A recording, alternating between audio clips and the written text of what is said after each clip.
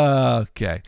Um, yeah, but that's what I always thought it meant. They say you should pay yourself first, and it's like, okay, well then screw all the bills. I'm gonna go pay myself first and go blow my money. I'm on board with Exactly. this. I'm on board with what this. you want, Pay right? yourself first. I like that. Solid advice. Let's go blow it. Another one of those phrases that can be taken more ways than one.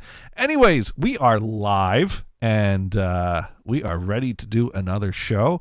And once again, no one else has showed up. It's just us. So we can talk whatever we want to talk. Well, they'll show up soon. Yeah. But it's time for another fun-filled edition of Insert Title Here. The show that changes name so frequently, we put a placeholder in. And we are now on the new and improved, updated NHB Messenger program. So we are streaming on NHB again, unless we aren't. But if we're not streaming on NHB, let us know. But I believe we are. And I believe Skype might still work.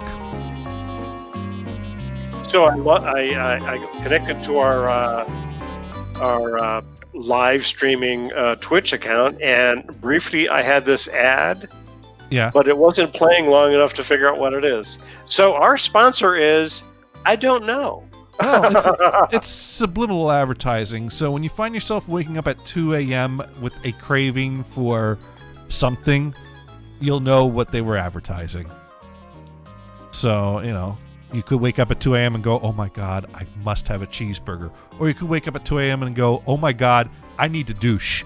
But we'll figure that out when that happens. So I'm posting a comment for anybody. No. Hello. So, anyways, we are here. Early. Another week has passed.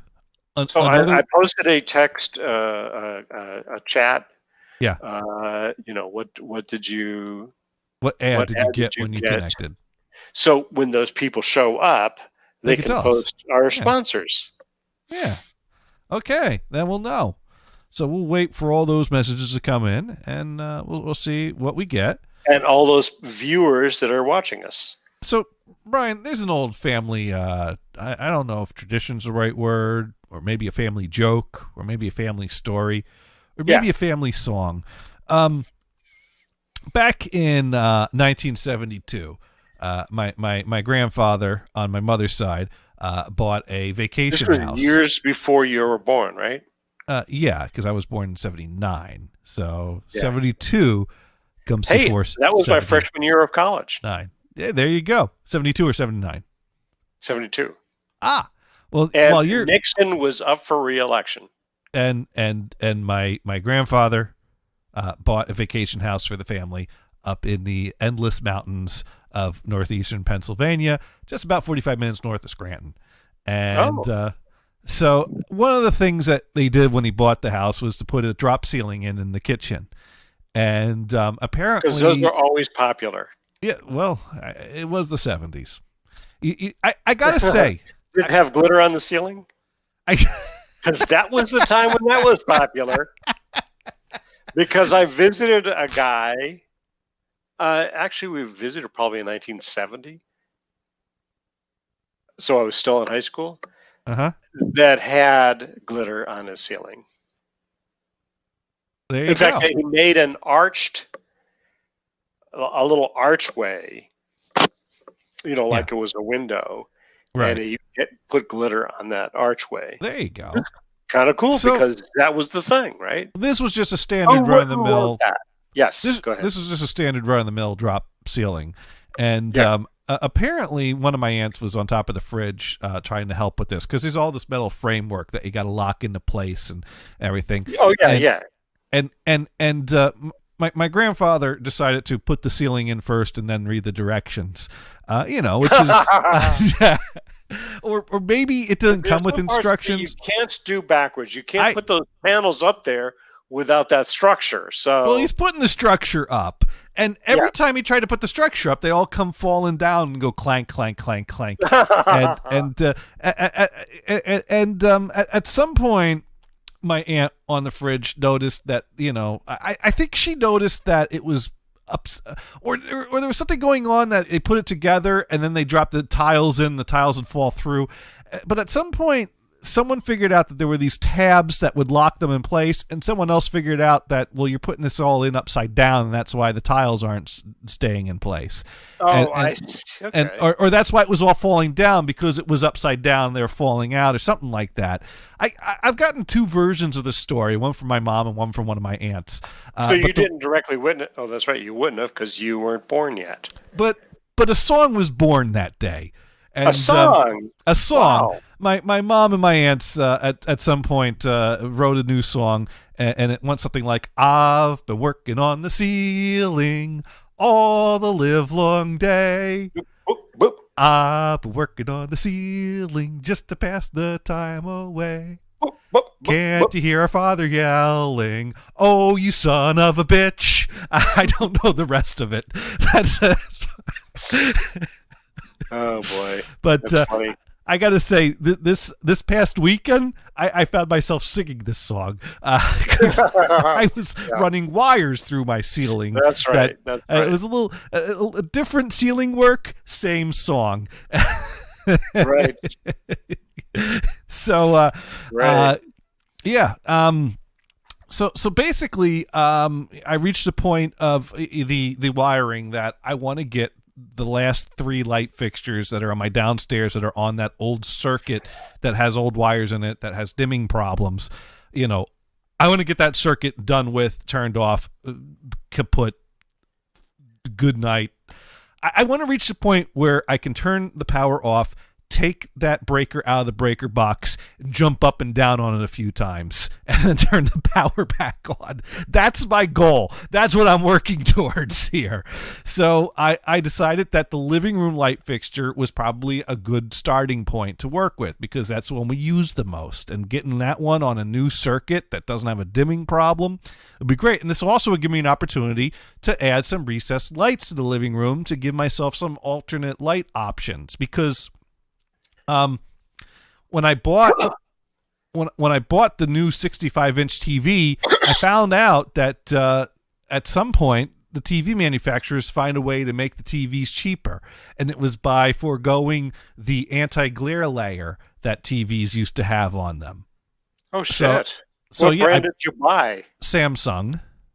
Oh, I hate brand. I hate. Yeah, I want to like them, but I hate them. I've liked them up to this point, and I can't really blame Samsung for not putting the anti-glare on when I think it's a trend of all of the manufacturers. But I still, here's the thing. When I started working at Enernoc, they had a bunch of Samsung TVs up all over the place. Yeah. And I did notice that they had a very beautiful picture to them. And so they do. And so when it was time to replace my Vizio TV with something newer, I bought a 55-inch Samsung TV, and I had problems with it, but Samsung covered it under warranty, and I thought after those problems, maybe Samsung's problematic.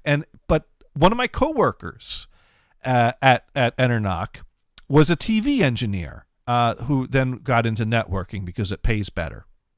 Hello, Sparky Toaster. Yay! And, so, Sparky, who was your sponsor? Yeah. Did you have to watch an ad? Who made you play the ad when you got in? Brian connected to see if our channel was working, and he got an ad that blipped so fast he doesn't know who's sponsoring us. So Brian really wants to know. Sparky doesn't know yet either. Oh, you're supposed to get it first thing. Sparky got no ad. Apparently, we are not. Whoa! Sponsored by nobody. We are not ad worthy. We're not ad worthy. Right. So, anyways, this guy I worked with, Eric, he used to be a TV engineer, and then he found out there was more money in networking, so he made a change of career. He probably realized people aren't repairing their TVs, so. But working in a TV station as a TV engineer, at a station, yeah, got he basically told me, I would buy a Samsung TV, and I said to him, well, I have this Samsung TV, and it's given me a few problems, and he's like, well, they cover it under warranty, right? I'm like, yeah, but the warranty's up, and he goes, look it, I've bought thousands of TVs. Focus fader. He's a Hello, Comcast. Focus Vader. I saw a Comcast ad talking about gig Wi-Fi. Okay, there we go. Yeah. And no one's ninja. No one in the right mind watches Twitch without ad blocker, so I can't. Oh man, how are they going to make money? Because we're not paying them. Well, we're not making money, so I don't care. That's not my problem. Well, I know, but we want to use their service, right? It's free. It's free. I know. Yeah, right. It's free. Just like all those government handout programs. It's free. I don't. Exactly. Not my problem how it gets paid for. It's free. That's right. It's free. And now never mind. I'm not going to go into politics. Everyone should get a car. Oprah had the right idea. Get a car. Yeah. You get a car. Dune wants me to check my texts. Okay. All right. Yeah, I'm not doing anything. So let's. Yeah, not doing anything. Yeah, not doing anything. We're just hosting a show here. All right. Oh, okay. So Dune, Dune's baggage has been inspected. What? Dune just text me. You ever go somewhere and you check a bag and you get to your destination and you open your bag and things are not packed quite exactly how you packed them, and there's a little pamphlet in there letting you know that someone from the TSA has inspected your bag? Yeah, he got one of those. And I got to say, his bag is looking very sloppy. Someone threw his clothes around. So what you do for your next trips, plural, is you put a note in there, did you find anything good?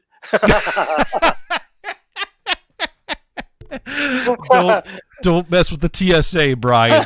Just now, Dune wants to know where his 2K is because he needs a new gun case. Now, of course, that's code, because in the Midwest, you buy a gun case when you have a new gun that you need to put in the gun case. So, but wait a second. Isn't that the cart before the horse? Don't you get the horse first? Well, you don't brag about buying a gun. You brag about buying a gun case. Saying I bought a new gun case is code for I bought a new gun and a gun case to put the new gun in. He wants something to put his violin in. Yeah, there you go. Yeah, his violin. Yeah, sure. That's Sparky just going, all I want to know is, how is Johnny's plaster on the ceiling? Last week, that was where we left off. Well, I mean, that depends. If we're talking about the record room, that's still a wreck.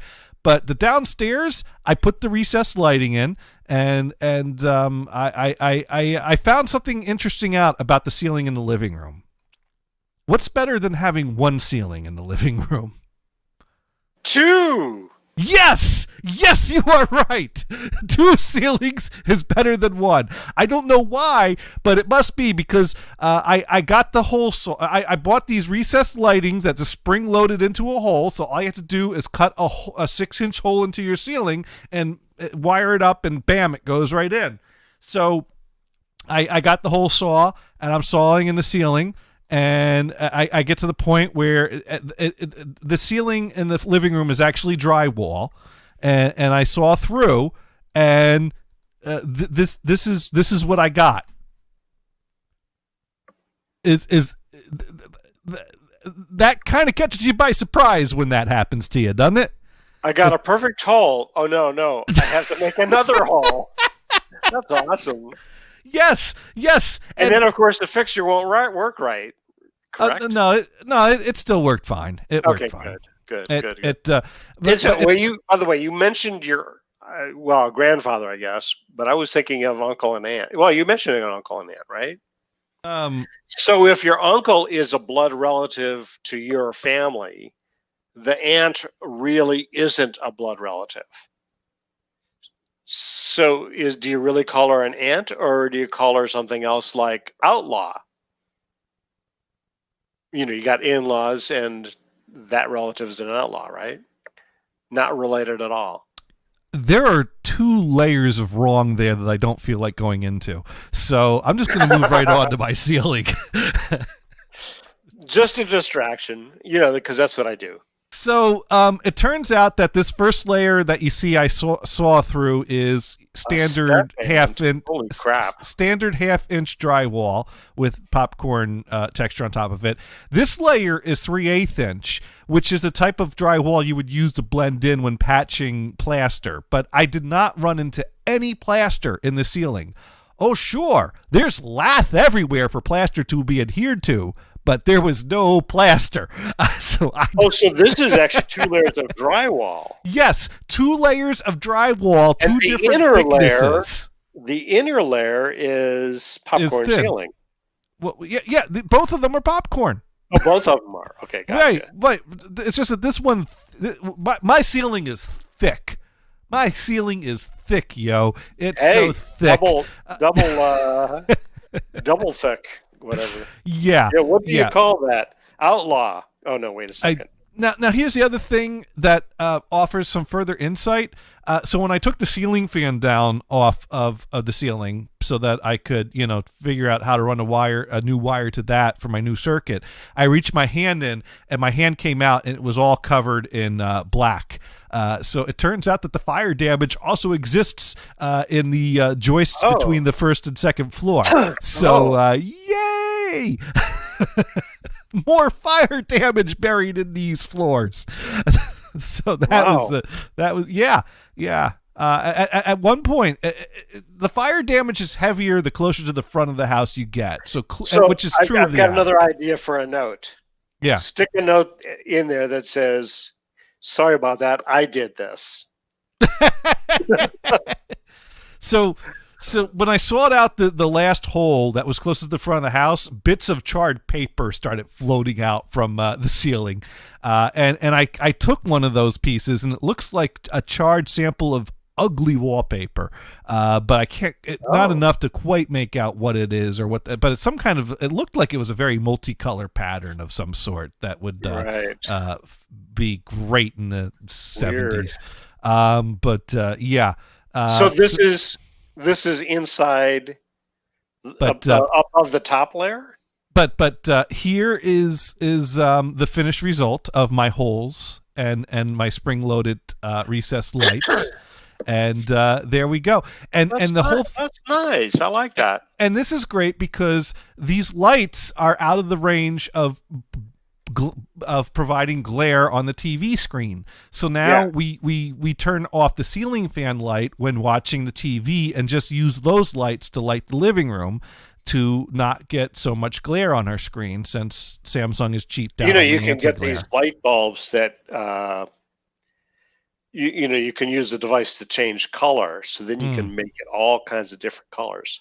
Well, these have switches for different warm or cool.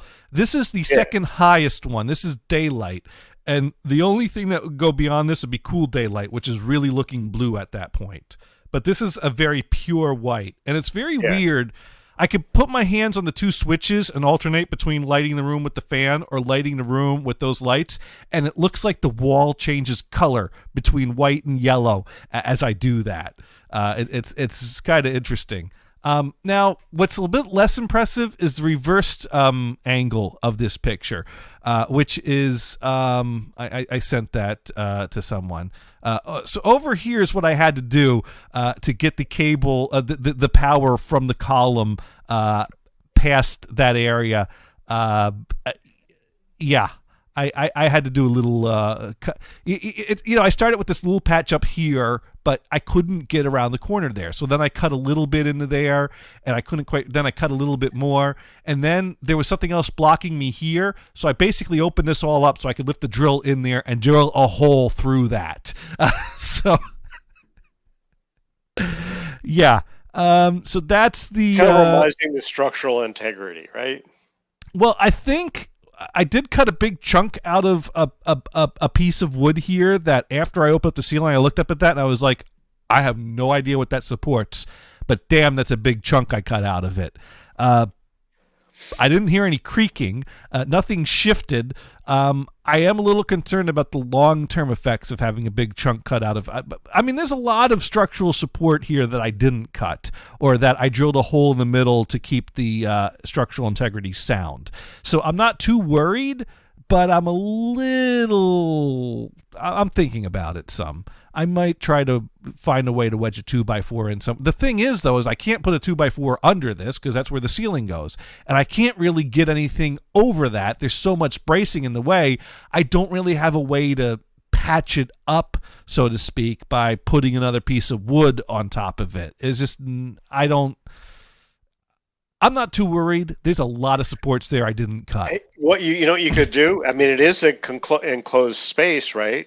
Uh-huh. Fill it with concrete. There we go. That's a solid plan. Either that with foam and just hope that the foam will hold it. So Sparky Toaster also noticed the two ceilings. Let's see. You have a fake ceiling. Oh no, they're very real. They're both real. Yes. Wow, a free option.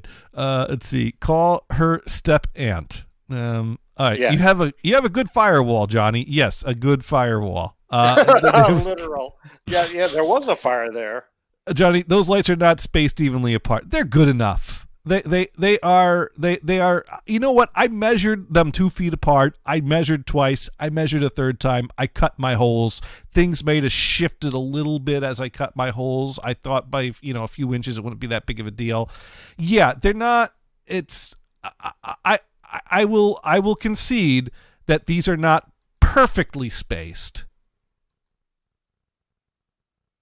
Looked close enough to me.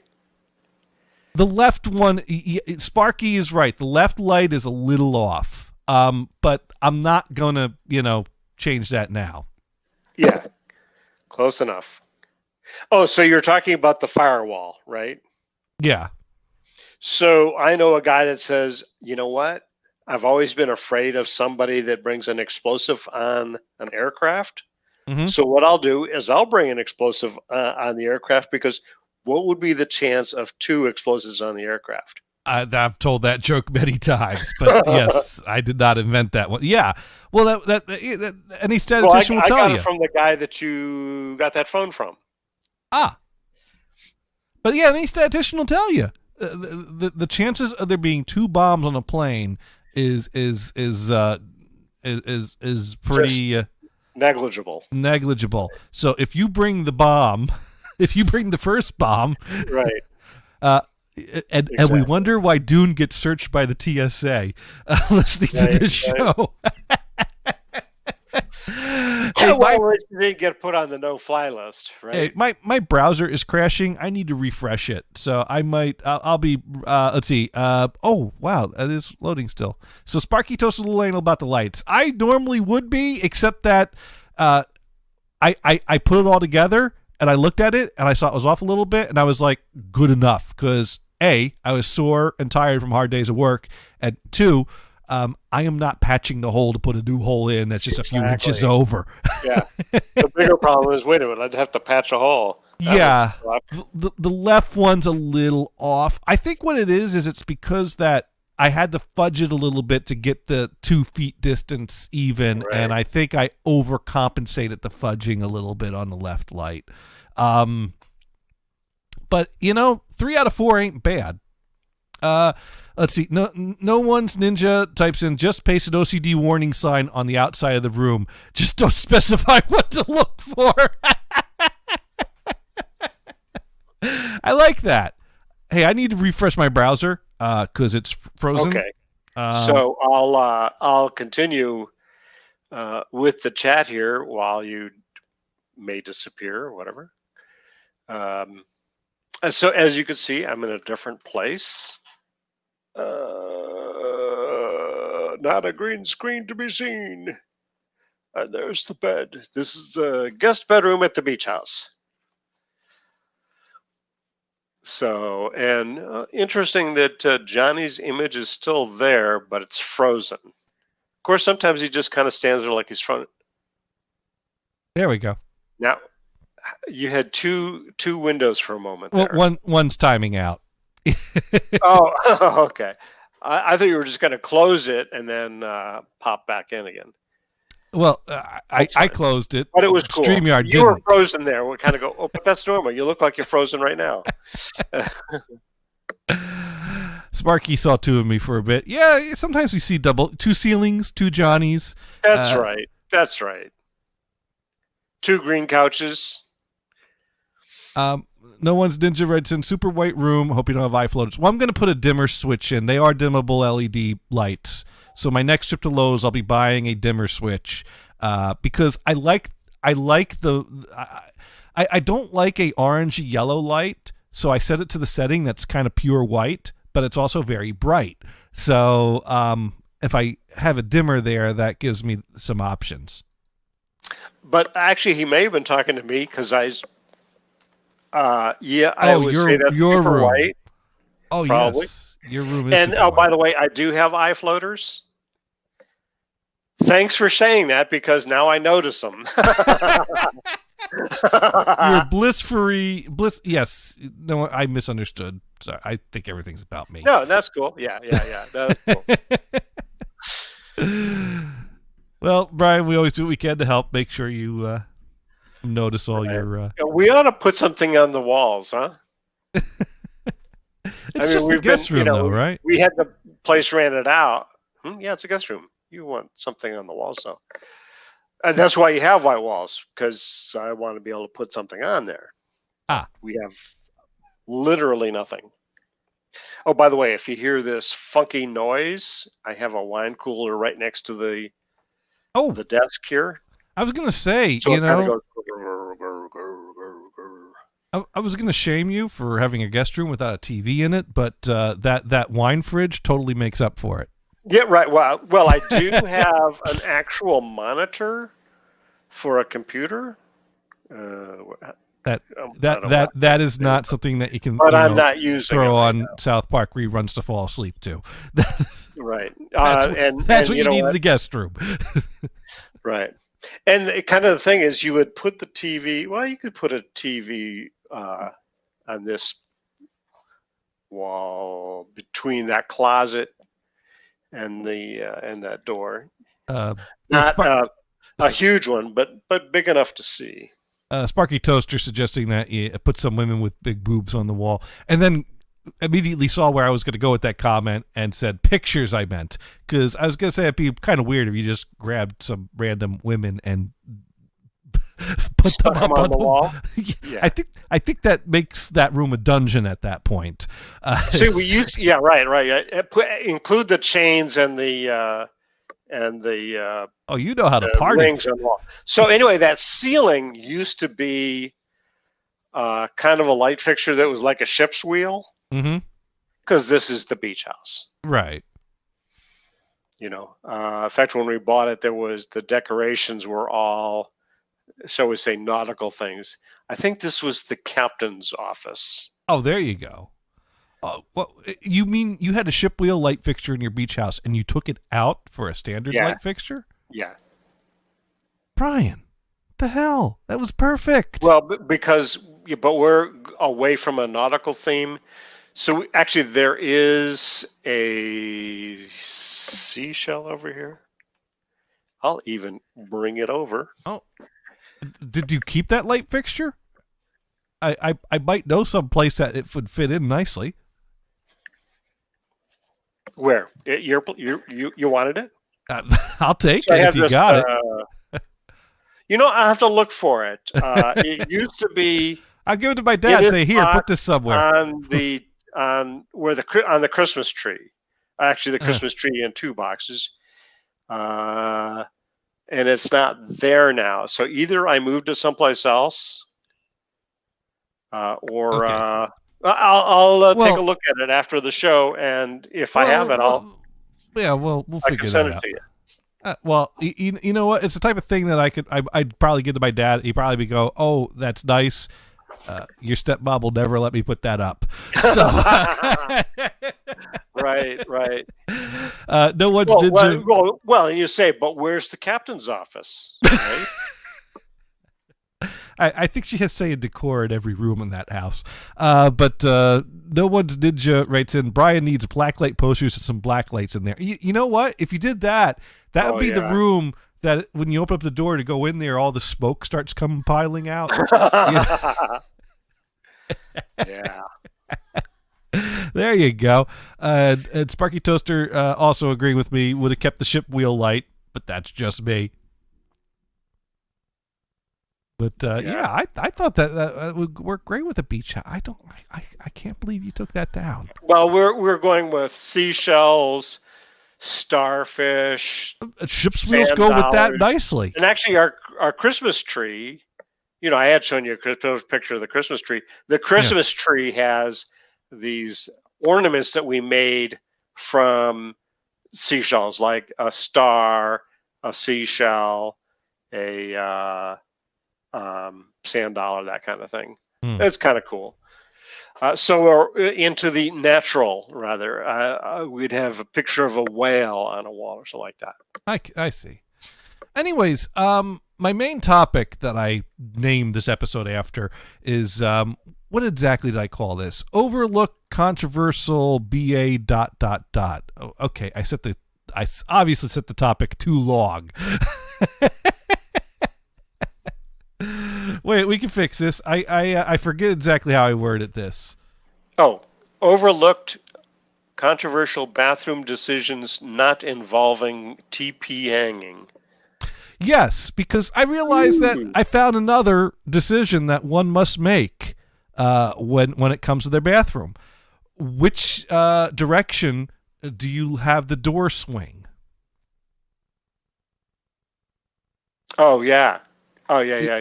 Actually, you had talked about that last episode, right? Yeah, and I'm going to talk more about it because I changed the door swing this week, and I think I figured out what the deal is. Because my bathroom door, it swings into the bathroom, which is fine, but it swings in towards the sink instead of when I moved in here, it swung in towards the sink instead of swinging in towards the bath and shower, which means that you have to, if you want to just step in the bathroom and use the sink, you have to, swing the door in, step in, swing the door closed, and then go to the sink. And not to mention the light switch is right near the sink. So I'm going to this is a part of the show that would probably benefit from diagrams. So at the risk of crashing my browser, I'm gonna do that. And I also learned last time I should really use the shape tools rather than try to draw lines. Yeah, because you're really good at straight lines. So let's say this square represents a bathroom, and let's say, all right, so we got let's say we got the tub over here. Yep. And we've got a toilet over here. Ooh, what a toilet! And we got the sink over here, and and then we got the light switches over here. Now previously the light switch 12 switches, right? Yeah. Well, actually, it's 2 switches and an outlet. Now previously the light switch was outside of the bathroom over here, and then you got a bathroom door over here. So the door, I'm going to go back to my brush. The door would swing in this way and block here, right. And so that was fine because because you move into a house, it is what it is, and you just accept it and you use it, and that's fine. And we kind of got into a synergy of flipping the switch that's outside as we walk into the bathroom, go in, do our business. By the way, where are the electrical plugs, for like an electric razor or whatever, hair dryer? Next to the light switches on the inside there. And that's in the same bank or a separate? Yeah. Switch, 2 switches and an outlet. Yeah, in the same bank. Okay. Yeah. Yeah, because what you could do is get one of those little, LED night lights that goes on when it's dark, plugged into one of that outlet. I could, but anyways, well, but the point is that now that we've done this. What happens is we go in, we use the bathroom, we leave the bathroom, we reach out and we touch the blank plate on the wall outside of the bathroom that once had a light switch in it, and I realized, oh crap, I left the light on, and I had to walk back into the bathroom and go around the door to flip the switch and come out. So it's kind of got this like It's awkward, yeah. it's an awkward flow to get used to, and I looked at this and I thought to myself, why on earth does the door open towards the sink rather than have it open towards the shower? Well, totally, I agree with you. Yeah. Yeah, so now here's the weird thing. The weird thing is that there are lots of previous marks, indentations, and holes in the door frame that show me that the door has been hung both ways multiple times over the years. And I can't figure, which means that people have been making conscious choices to switch this door back and forth. And I can't figure out why. Why is this such a thing that people keep moving this door back and forth? So I didn't realize. So you've moved it now, right? So I've moved it so it swings in like this. So that way, because who cares about blocking now, is it the shower? 3 hinges on the door or just 2? 2. Okay. It was so an it's easy. not as convenient. It was if easy. you had 3, you could just pop one of those, take a little piece of paper, put it on it. I want this thing to swing this way, and have it under the hinge. So the next guy that comes, no, or no, you don't want to reverse this swing.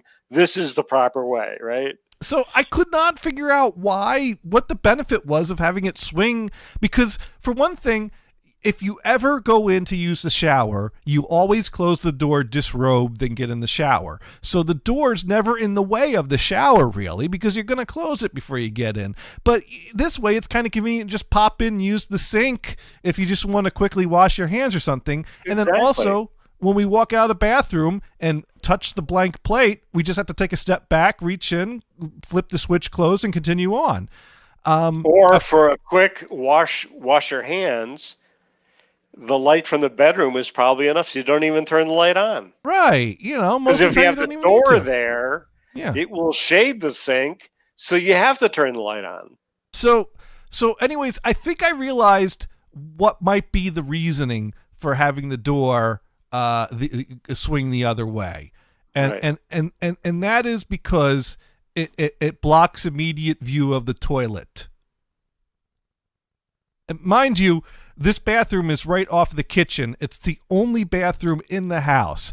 And so now that the door's... I always think of master bath, but no, it's not. No, this is the only bath. Which is that's one of the downsides of this house, is that it's a single bathroom house, and the one bathroom is downstairs right off the kitchen. So and I kind of realized that before, if the door was kind of partway open, it kind of obstructed view of the toilet from the kitchen, whereas now I always see the toilet when I'm in the kitchen. And I kind of realized, if someone were not the type of person that knocks every time before opening up a bathroom door, you might open up the door, walk in on someone, and doing it this way, the door kind of gives you a little moment before the person's out in the spotlight to yell, "Yo, occupado," and then or you take the foot and hit the door real hard to smack the guy in the face. Right, that too. Whereas now that I flipped the door around, and now it swings this way. If someone were to walk in on someone on the can by accident, everyone in the kitchen now gets to see them sitting on the shitter. Yeah, cool. But do you have a button on the latch on the doorknob so it'll latch? Oh yeah, it's a locking door, and not to mention, generally, if the door is closed, it's because someone's in there. So that's the only theory I can come up with why the door was hung the other way. So I don't know. Other thing that's nice about having a switch on the inside, you don't have that jerk that's turning the light off on you while you're in there. And speaking of jerks that turn the light off on you, hey, we got someone who likes pickles in the house. Hello. Hello. How's it going? Good. So, did I ever tell you about my family's song about ceilings? No. Well, I've been working on the ceiling all the live long day. Well, this song has taken on a whole new meaning to me after this weekend. Oh, wow. Was it that good a weekend? Well, let me just in case those are just joining us, I'd like to review our slideshow of that's the wrong button. The holes in the ceiling now. Yeah. Oh yeah. I've got holes, and half of them are filled with lights, so that's good. I guess that could be a strategy. Maybe I just need to put more lights in. Or duct tape. Well, I have kept here's the thing. I sawed a bunch of 6-inch holes to put in the recessed light fixtures. I kept the holes that I sawed out because I could probably square those off and make patches out of them. So that's what I'm planning on doing for part of it. But just to review, it turns out I don't just have a ceiling. I have 2 ceilings. I don't know if you've ever seen this, but I sawed out the first hole, and this was under the hole. Oh yeah, you got one of those. I got They one put of the those. sheetrock over the old thing because it was just easier. Yeah, that's common. I think about that like, okay, putting up sheetrock is easier than taking care of a problem. When does that happen? I've hung up sheetrock on the ceiling. It's a pain in the butt. You know what's a bigger pain in the butt than hanging up sheetrock? Tearing What? down sheetrock before hanging up sheetrock. Well, it's probably lath and plaster too. Actually, no. At least not where I cut. One layer's 1/2-inch sheetrock. The layer underneath it is 3/8-inch sheetrock. Although 3/8-inch sheetrock makes a good patch if you have lath and plaster that has broken away. Maybe it was a code thing. I don't know. But I mean, there is a bunch of lath, but where I sawed along this wall, it was all sheetrock. Well, now, there's some lovely lights now. Yeah, and because of their positioning, they don't glare on the TV screen. Yeah, nice. So, and then the reverse angle of that is that spot was a little difficult to run wire. It turns out there was an obstruction right here that I needed to drill through, and I needed room for the drill to go in there. Well, and it was old wood. So it was, but remember about a few months ago, I talked about the drill bit that now belongs to the house, that I was in the attic. I was drilling down into the wall, and as the hole finished, the bit fell out of the drill. You found it. Yeah. When I cut this open, the drill bit fell out. Bonus. Oh, and then I used it to worth drill it. a hole in here. totally worth it. The house handed me the bit I needed to drill the hole I was going to drill. That's convenient. That was great. I knew you were calling this weekend, but literally the moment you were calling, I was manhandling a generator with my dad and Mike and 2 other people, and it was like one of those where it's like I can't answer the phone. Well, this is awkward because that means you know that I called you after trying to call your dad. Which is, I thought I'd tell you because that explains both. Yeah. I was like, oh, that explained it. I wanted to talk to people that had spent many hours running wires in difficult to navigate locations. So I was working my way down the list of 2 people I know that meet that qualification. Well, it was one of those where we had ordered a generator because the power periodically goes out here. Fortunately, most of the time it goes out and it's like power goes out, power goes on. Power goes out, power goes on. That's it. Yeah. 2 hours later, power goes out, power goes on. And that's it for the bad weather day. Some days, it will go out for maybe an hour at the most. So having a generator would be nice for some of those things. But the longest it's been out over the course of a year was a 6-hour period. So 6 or 8, but... So you've been in that area for many years, right? No, we have just moved to this particular spot a few years ago. I mean, a year and a half ago. Almost Is 2 years ago. Is that in Maine? Yeah. Right. But you've been in that area for a number of years. Well, not he's in that about house. you're about 45 minutes from where you grew up. Yeah, it's a So- different town, so it's a different Yeah, line. but I mean, it's still, is it the same power company? Yes. And the worst part Different is lines. now Okay, I'm so even further out. obviously on a different major- lines, however. The big question is, yeah, same power company. Looking back, did you have as many power outages as you do now? Not in the sense that it flickers. That's the weird thing about here. Like we get a lot Yeah. of like almost like 3 times a week you get this. No power. Yeah, Randomly.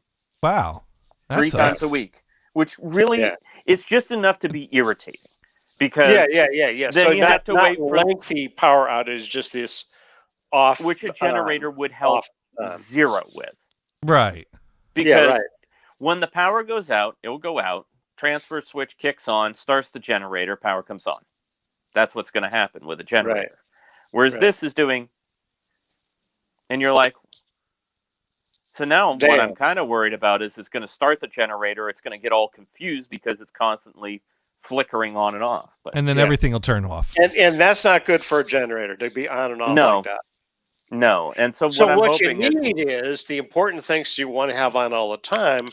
You just get one of those, what is it, ACP, UPS, battery things. backups. Yeah, a little battery backup thing. Right. Yeah, That I'm would help And, for and, some. and that's what I use. So I have one on my router, So- and I have one on my at the other end of the house where the main computer is. So have you talked to others in the neighborhood? Are they also having this flicker problem, or is it just your house? it's the same. It's the same in the neighborhood. Ah, Yeah. I see. So you're on a shitty It's line. because we're on Central Main Power, and this is Yeah. one of those lines that's near at the edge of their coverage. Oh, so they don't care about it. And because so many people know that they're a corrupt company, if you look up Central Main Power, in the past 5 years, they have gone from since about the 90s, their rating is just a constant right down. Well, that's what Pacific Gas and Electric is doing. No, they're starting Of course, to be, in they're how starting many to years ago was rank it? above them as far as shitty Yeah, at this point. Mainly because they overcharge customers 3 times what they should have been charged right, and never refunded them. right. So Ever. you got to keep on it, and you go, "Hey, what the hell?" And they're Do I owned by need to get a a Dutch class- company, so it's like one of those that it's a power company owned by a parent company that's also owned by an overseas parent company.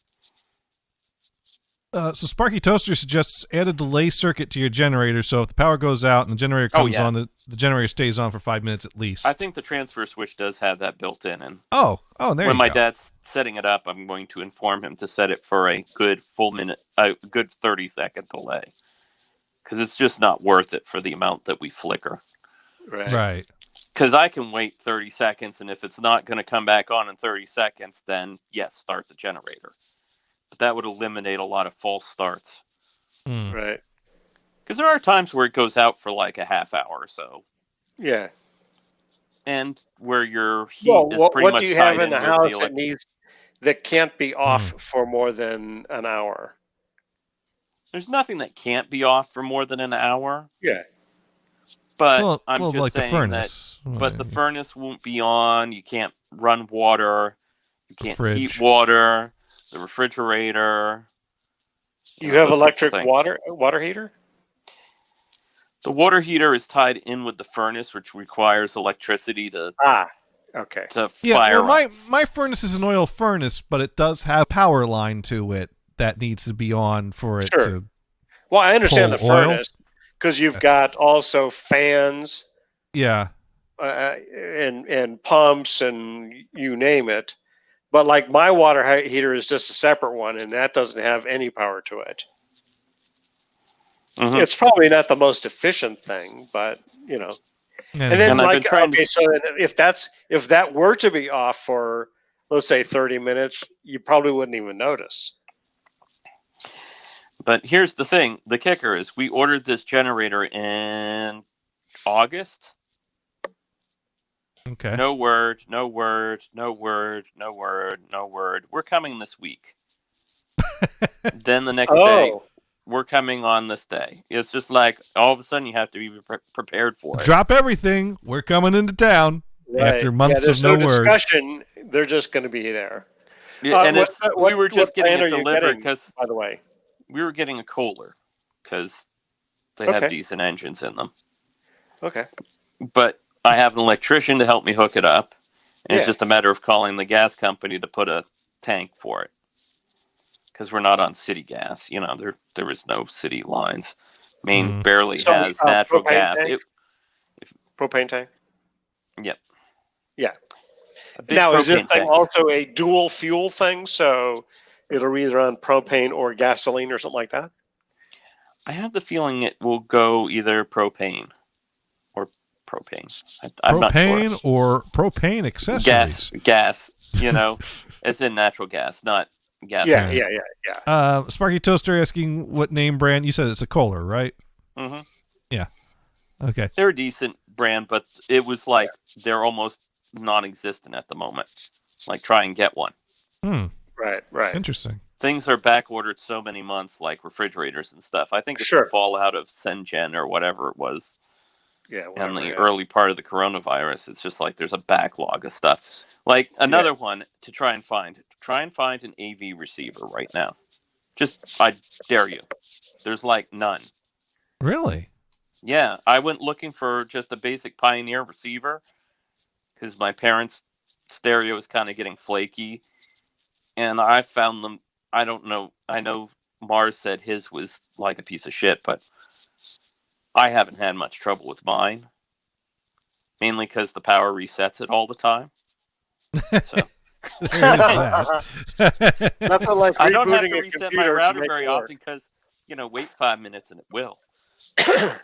Let's see. I could get a Pioneer SX10AE with Bluetooth wireless technology for $180 and free delivery for Prime members. But then again, that's ordering online, so maybe I'm cheating. Is that a stereo receiver or a surround sound? I don't know. Well, there's a $400 7.2 AV receiver.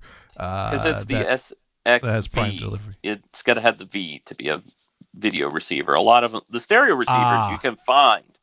That's easy peasy. Oh, I got some V's here for $400 and $500 that you can get from Amazon. But usually they had one that was in that $200 to $300 price range, which was good enough for what my parents would use it for. That's probably the range that's getting hard to find. Yeah. Mm-hmm. That's all. That sucks. Yeah. Because it's one of those that they're old enough that they're not going to hear the difference, so who cares? And they're old enough that they're not going to use half the features on it. It just doesn't make the sound come out of the TV for the DVD, for the Blu-ray player, the regular off-air TV, and the streaming box. So maybe plug a turntable into it. Right. That's it. That's all they'll ever use it for, ever. I see. Well, yeah, it probably is. It's funny I wish I could things find one like the one I had, because I found the slim one, which is all Class D technology, which is I've just set up for our normal listening thing, which has decent sound quality. And because it's Class D, it's super efficient, so it doesn't get too hot. So I can put it in a small cabinet without burning up electronics and shit. Well, it's funny the random things that are hard to find. Like my grocery store I go to every week, for over a month now, they've been all out of taco shells and hot salsa. They have all the mild salsas, but taco shells and hot salsa. You want me to mail you some? Oh no! If I go to the other grocery store down the street, they have plenty of taco shells and hot salsa. It's just the Stop and Shop in my Target town. The other day, and I was like, "Wow, Target's like a place to get Mexicans." After 2 or 3 weeks of no taco shells, you start to wonder: is there a distribution problem? Is there like a corn shortage that's worked its way into old El Paso, and now we can't get it? But then I go to a competing grocery store just down the street, and they have plenty of them. So it's like, no, something's wrong with Stop and Shop. Is that weird or what? Well, you could have the new El That's weird. Paso. Well, what's Kinda really like New Coke, the new El Paso. what's frustrating is it's hard to find the Gringo brand salsa. I keep on looking for the Gringo salsa, and they used to have it in the Stop and Shop. Pace or something like that? No. There's a brand of salsa that's called Green Mountain Gringo. Oh, you were literal. Okay, I was literal. Yeah, it's the Gringo salsa. Seth, you remember we bought that stuff all the time up in Maine. The Green Mountain Gringo salsa. They carried it at my Stop and Shop, but now they stopped. Yeah, it's hard to find the good green salsa. We made green chili recently, so chicken chili. It was a red salsa, but sauce. it's Green Mountain Gringo is the company. I think they're based out of Vermont. Yeah, that sounds about right. There's a lot of people that like Mexican, right? It ain't from New York City. It's from Vermont. Although probably one of the best, well known for their salsa. Right. Although what's strange is one of the best Mexican restaurants I've ever been to is in a little town in the northwest corner of Massachusetts. In Wilmington. Very bizarre that it's a great Mexican restaurant, but oh my God. Yeah. Like you'd go there and it's like the difference between going to your regular diner for American food and going to a high-end restaurant, like a boutique kind of, fine dining version of American food. So it's the same thing for Mexican. So nice. I miss it. One of the few things I miss about that part of the country. Yeah. I don't miss the COVID. I don't miss the angry people in the grocery store. Oh. I mean, it's been like night and day coming back to me, and I'm like, I used to think I went there and I was all excited, so I just didn't notice for the first 6 months that people were just angry pieces of shit.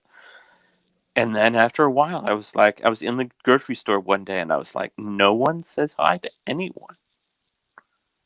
And it's a small town. It's not like some really developed area where there's a lot of people. Like even in where you live in Attleboro, I'm sure you will see a moment where two people who know each other stop and have a jovial conversation. Yeah. And block the aisle, which is annoying. Right in front of me, right where I need to get to. Hey, and they smile and they smile occasionally. That never happens in Bennington. It absolutely does not. It's like everyone's angry all the time. It was funny because you moved to Bennington and you were excited about it, and the first we talked about it, you told me about the good things you found in the area. Good beer. The beer was good, but the beer is good here too. The beer's better. The house is actually good. Things are good, and then slowly as time passed, it turned more into, oh, I don't like this. Oh, there's something up with that town. Oh, this is weird, and then you started backing it up with news stories that support it. That Bennington was weird, it's like a Bermuda Triangle area. The Bennington Triangle. The Bennington Triangle. The Bennington Triangle is basically hikers that don't realize there used to be a village up there, and they're probably falling into old hand-dug wells and dying. Ah. So who are the big employers up in Bennington? GE? Back in the old days, it used to be Union Carbide. That's now Energizer. There's a factory. There's, I think, Vanco or Hanco. It's a coat hanger factory. Is in that town. There used to be wire coat hangers. It's funny that you have a whole company that does that. Yeah, there's a whole company that does that. There's a few other manufacturing things. Yeah. Then there's the Bennington College, which is an arty school. Yeah. But that's kind of like its own bubble. And there's Hemmings that has the car pricing book. Yeah, the most famous thing that most people outside the town would know about is Hemmings Motor News. Right. Which that was kind of nice. Right. But there was it's just I don't know. Are any of these business, shall we say, been going south and laying people off? There have been some other mills and things in the area that have let people off recently. as I recall, that have closed, some of the mills. What, like paper mills or what? No, there were like more manufacturing things. It's been more manufacturing kind of town. Yeah. Like that whole area has been. Oh, so there's another thing that can have done in China. Well, you know what's interesting is the town just southeast of it in Massachusetts, North Adams, is the first town to have Chinese labor brought in as scab labor back in the 1800s for a strike at a shoe factory. Oh. Until then, most Chinese did not live on the East Coast. They were all West Coast. That's right. But they brought a bunch of Chinese across the United States after the rail system was completed. And then it started to become that you had Boston. That's why you get a big section of Boston that's, Chinatown. There was a little, I'm in the beach house. There was a little community of Chinese that were fishing for and drying abalone, right? Mm-hmm. I don't know if they dove for the abalone and then they dried it, but apparently the place stunk as hell. Mm. And one day their whole community burned down. So it doesn't exist anymore. Very bizarre. Well, that was a sad story. Yeah, it is. But, we keep doing that kind of shit, right? Mm. That's what we do in great America. Yeah. But Bennington also is probably within commuter range of the Albany area. It is in commuter range of that, which, as I went back and forth and have been, there are some people that commute to there, but it's very little. Well, it's a great fundraiser for the New York State Police to catch all the speeders between Bennington and Albany. As you found out, you've gone through life rarely getting speeding tickets, and then you got like 3 of them within a year in the same area. Well, you need to get out that CB radio and look out for the bears. Well, here's the thing: is Police. I would get it because I would do they would have all these areas that people normally just, flew through anyway. And you would just go along and all of a sudden, where with the flow, they would drop the speed down, outside of town by a mile, where it wouldn't make any sense, where it looks like big highway area. And then it's all of a sudden it goes from 50 down to 40. Right. And then maybe a mile down the road, a quarter mile down the road, then it's actually starting to get residential, which makes sense to have it, but no, there's a big thing of that there. And I've noticed Maine State Police they don't stop people as much. They just don't. Right. And it's in New England, it's more of a thing of outside of town, they don't worry about it, but you come into a town and they'll bust your fucking hide. But that road, because of the geography, has to go through so many little small village towns that haven't changed. Right. I don't know. Yeah. I don't try to explain it anymore. I just don't care. I've just decided I'm not going to drive in New York until it's been 7 years outside of the last time I got a ticket there. So that works. That's that a solid would be, point. And then you can renew it, right? And then I'll be outside of that.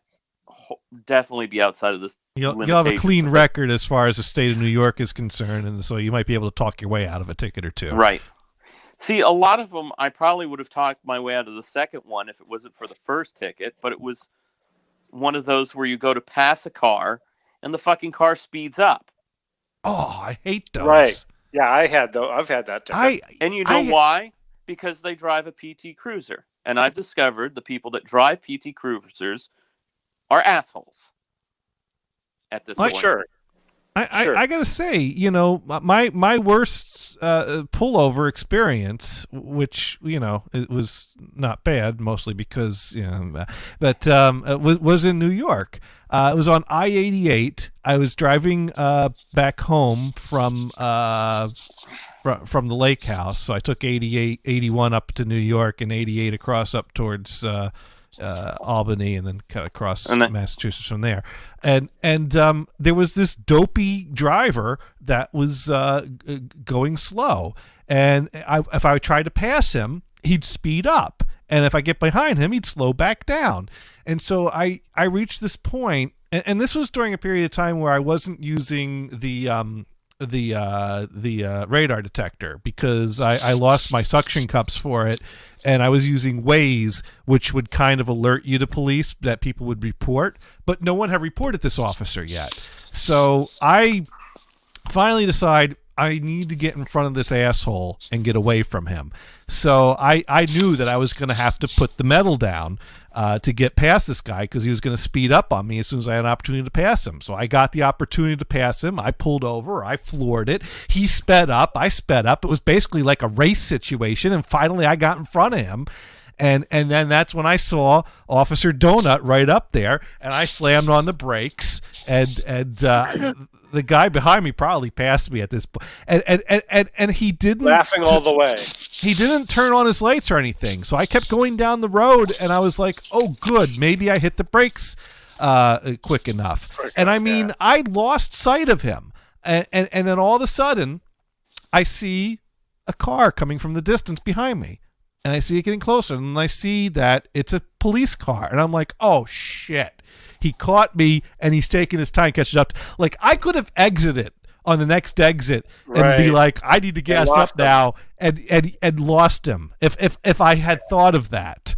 But it was too late at this point. And sure enough, as soon as he got closer to me, he put the lights on, pulled me over. And this guy was kind of a douche. And he said to me, you know, and I figure just kind of play it cool and go along with it. Now, the state police in New York are the biggest assholes ever. Yeah. Well, here's what this guy did. He said to me, what did you see on your speedometer when you saw me?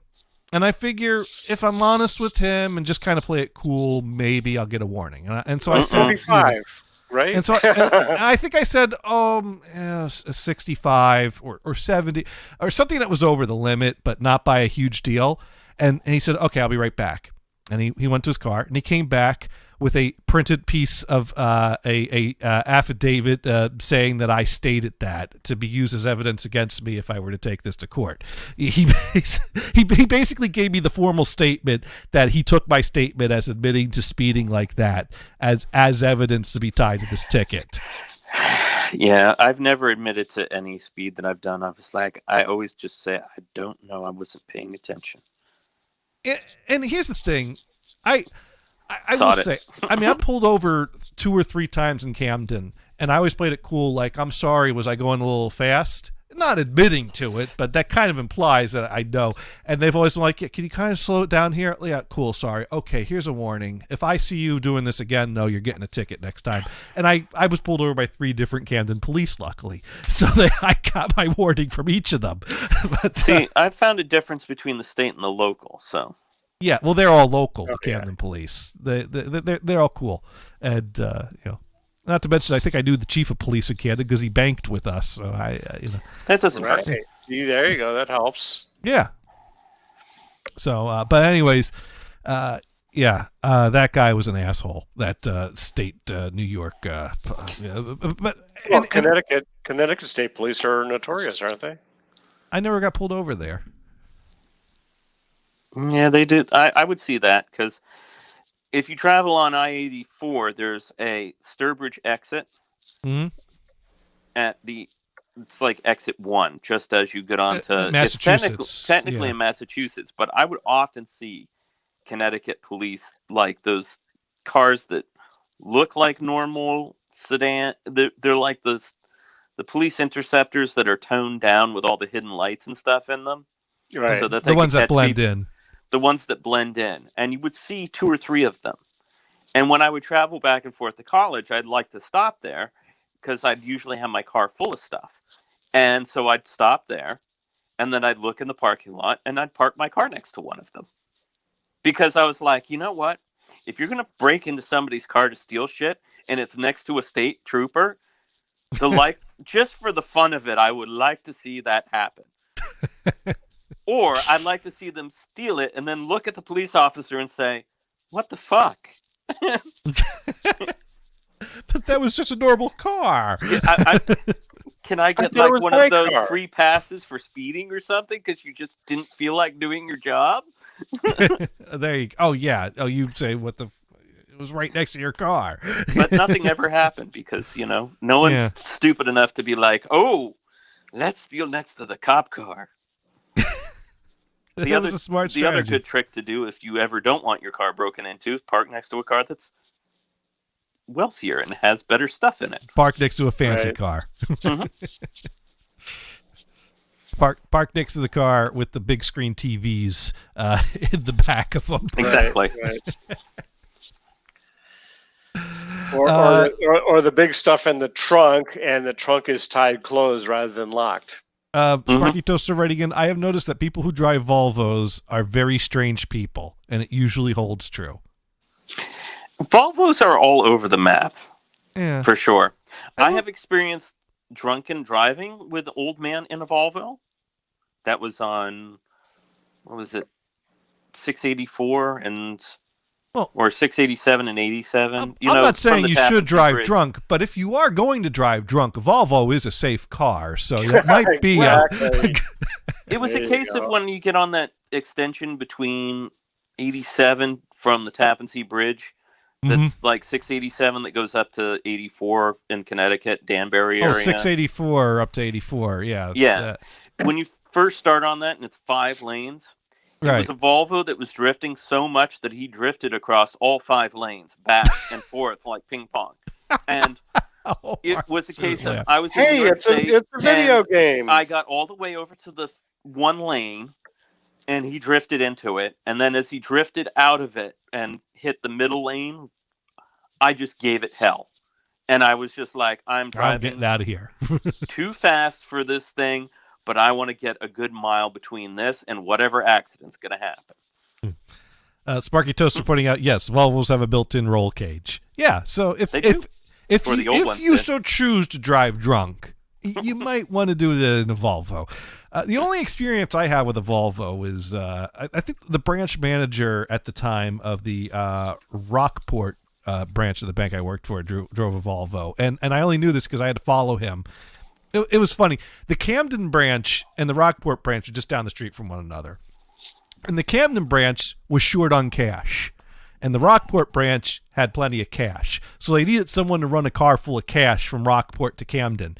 And bank policy is that if someone's going to drive cash from one branch of a bank to another branch of a bank, another employee has to follow him in another car to make sure he doesn't run with it. Now, I didn't have a phone on me to call anyone if he did decide to make a run for it. Yeah, what am I going to do about it? There he goes. Bye-bye. If the Volvo disappeared, all I could do is keep following him. That's about all I could do. And then we'd both be disappeared. But, he was an all right guy. I don't think he was that weird. He goes down to a dark side street. He didn't disappear with the cash. He could murder you. We parked in Camden, delivered the cash, and went back to Rockport. Not a very eventful story. Yes, another successful transfer of cash. Yes. Yeah. So the moral of the story is, if you notice that someone mentions in a bank at Camden that they're short on cash, look for a Volvo coming down the street because it might be a good score for some cash. I don't think that guy works at that branch anymore. Sparky Toaster writing in, what if the follower is on the bank cash stealing also? I guess they figure it's kind of like the bomb on an airplane scenario. It's more likely that one person's going to steal cash and 2 people be in on the job. It's just like it's less. Anyways, yeah, that is a good question. Because if he'd ran with the cash and I followed him and we stopped at the rest stop, if he offered to split it with me, I'd turn him down. But there was a chance I would have gone for it. I mean, there's a chance someone would go for it. I was like, are you just testing me? Is this a test? Am I on candid camera? Was the guy a bank officer or? He was the branch manager, so he probably wasn't going to run with the cash. But anyways, I got a woot bag of crap. Oh, yes. I'm going to get the woot bag of crap episode. Yes.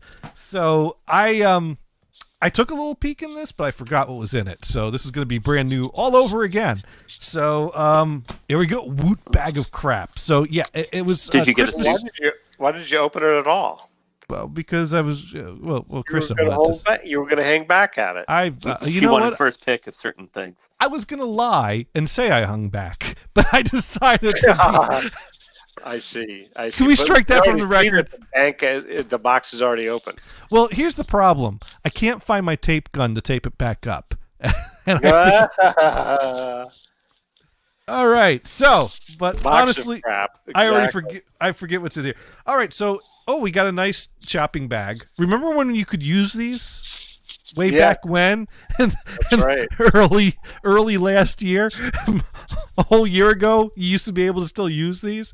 So there we go. I got a new canvas bag for.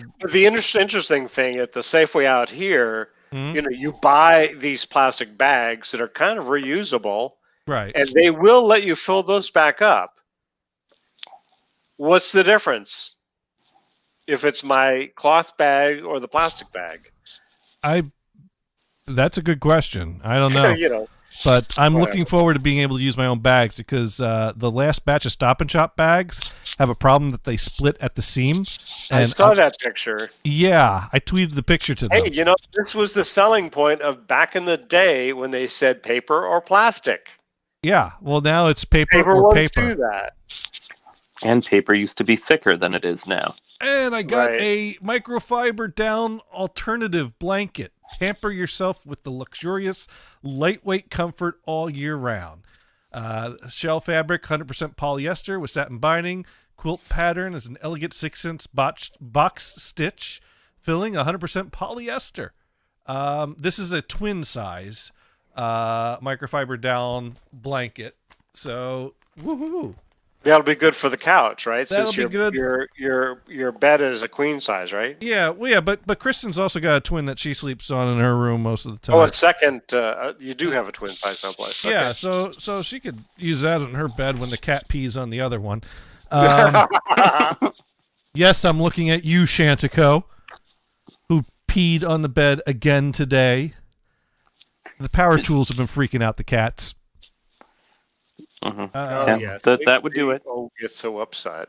It ruins the feng shui. It's a fake phone. It's what? it's like it's flexible. It's plushy, but it's got a sticker of like the Woot page on it. Why don't you bring your screen up and get it closer to the camera? All right, let's see what I can do here. There we go. Nice. And the Woot picture is on the back? Yeah, there you go. It's the iPhone 5. It's a no phone. It's a no phone 5. Sparky Toaster right again about the polyester blanket. It was probably made out of 1970s jackets. So, yeah. Recycled. All right. And I got... disco jacket, right? Disco jacket, yeah. This looks like some kind of a toy. Let's see. A shimmer and shine wish and wear genie necklace. Close up again.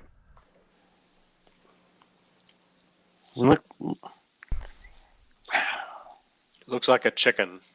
Yeah, it's like a head. Well, it says it's a necklace, but I think it's plastic. You put around your neck. And does this open up? Let's see. Press gem. Genie talks and magically appears.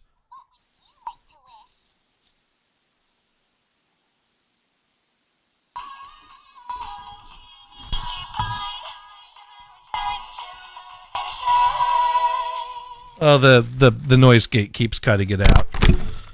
Well, if you need a need to re-gift something to a niece or something. Yeah, I'll have to give that to Gabby. Let's see. We got a loofah. Everyone needs a loofah. Right. There we go. That's, you know what that will do? What will that do? Hole in the wall that you've been trying to cover up. Just put a nail above it and hang the loofah there. Don't there ever we use the go. loofah. That's a great idea. It looks We're full like of it it here. belongs there, and no one notices the hole. Sparky Toaster wants to know if I'm going to wear that necklace when I drive into the office. I don't know about that.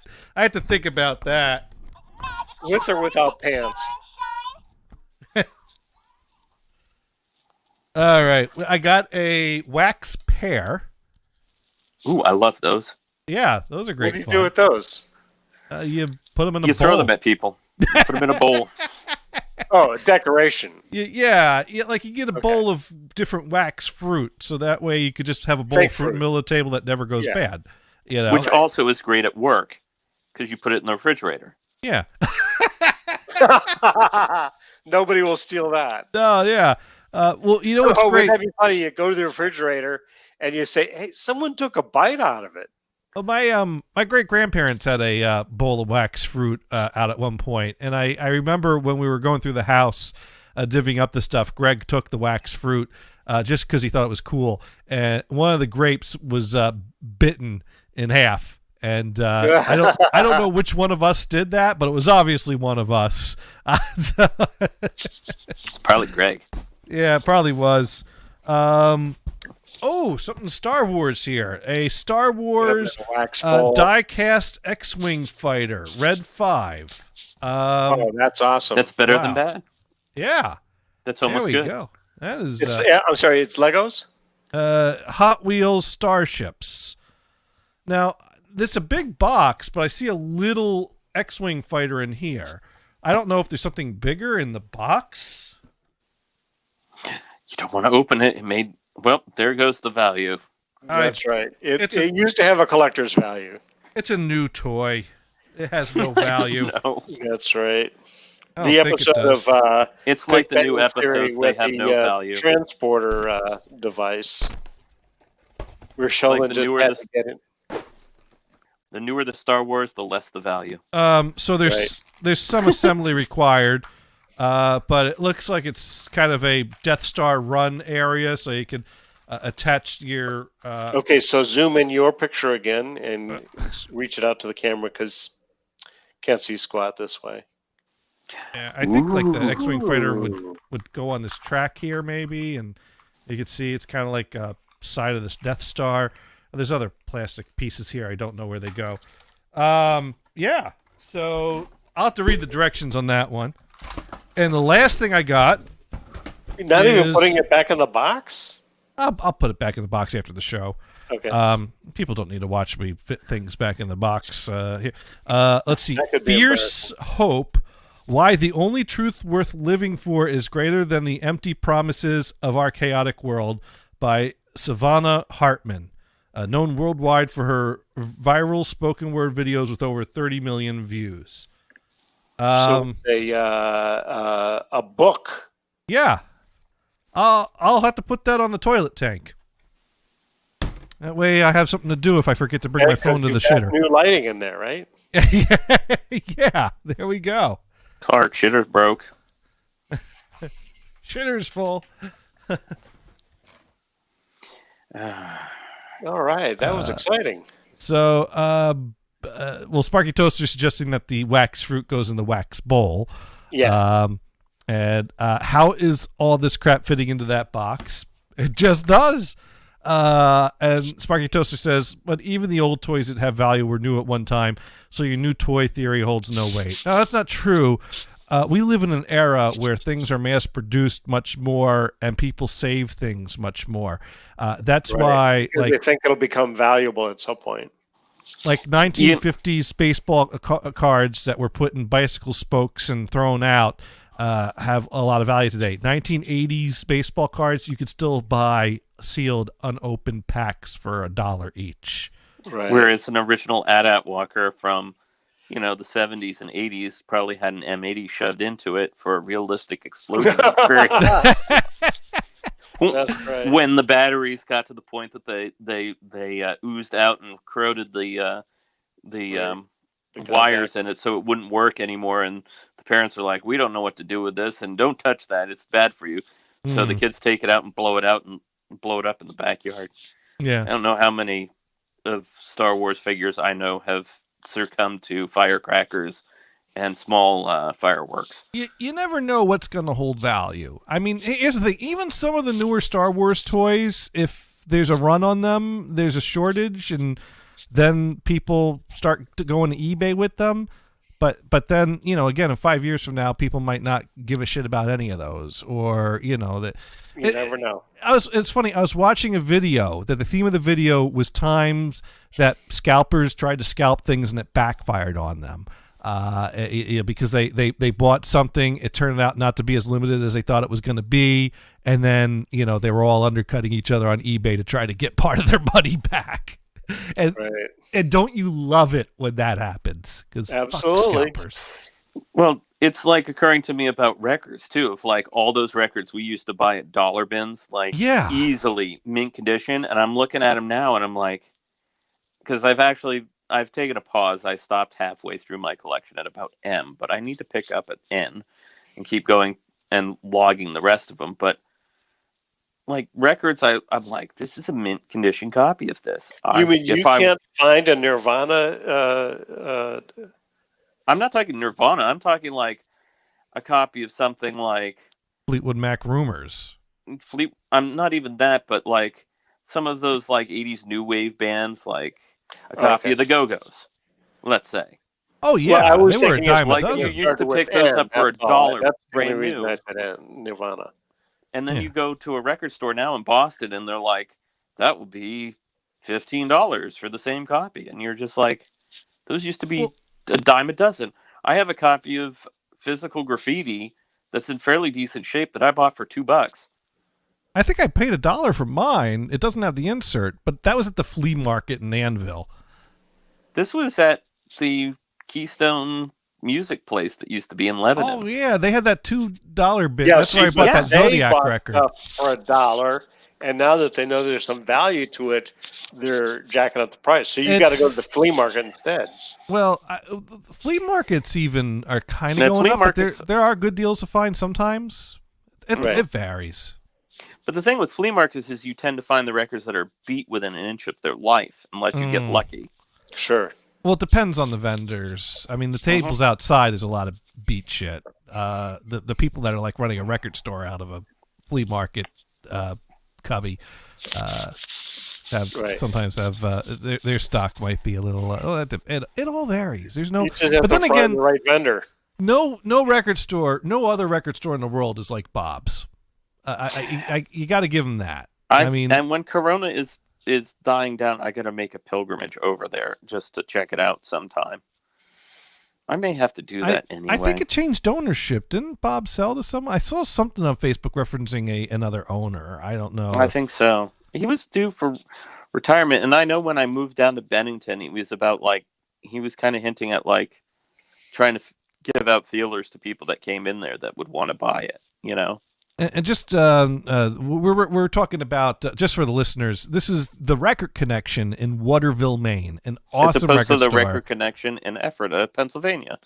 Both good stores. One of them's got a 80s metal roadie, and the other one's got down home Maine charm, which is very odd for a store in Pennsylvania to have Maine charm and for an 80s metal roadie to end up in Waterville, Maine. But there you get.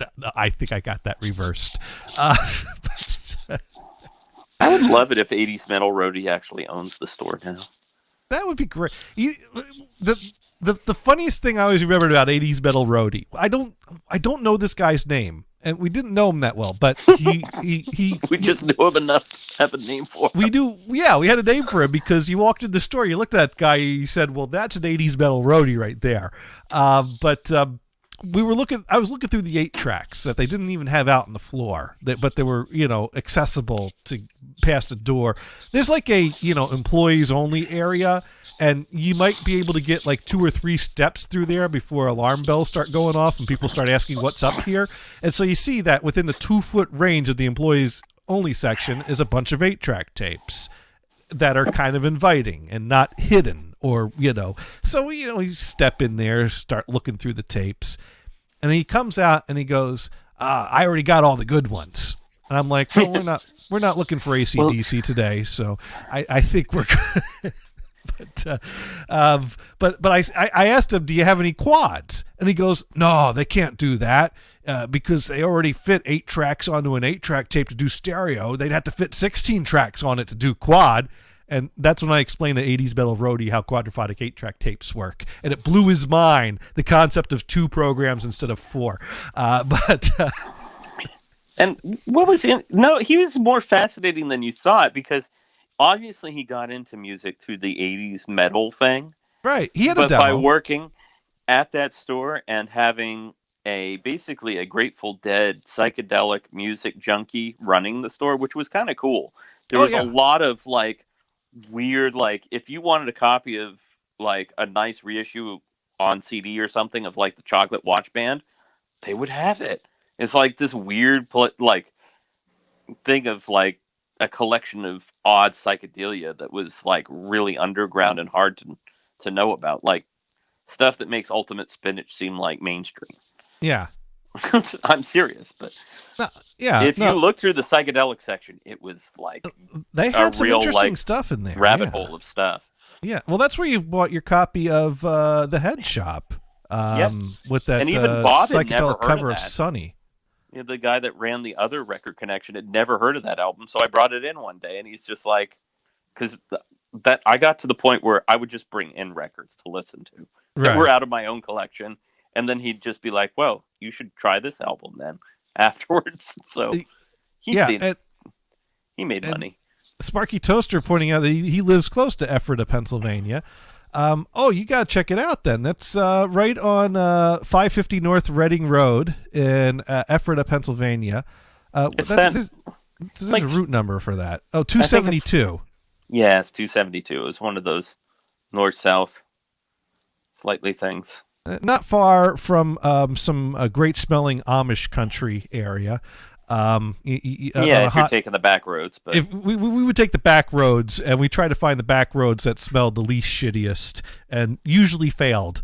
But yeah, no, I definitely. You know what you need? You need to go there. You need to walk in the store. You need to go. All right, where's the '80s Metal Roadie? And see.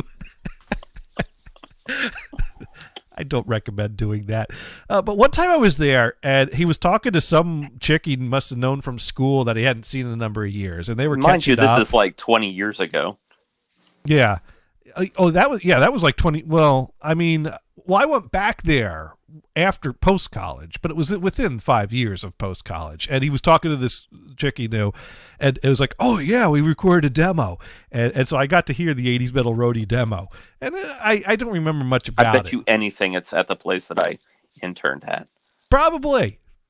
Because I saw him walking in the town that recording studio was in, just walking on the street one time going to my internship. So I wouldn't be surprised.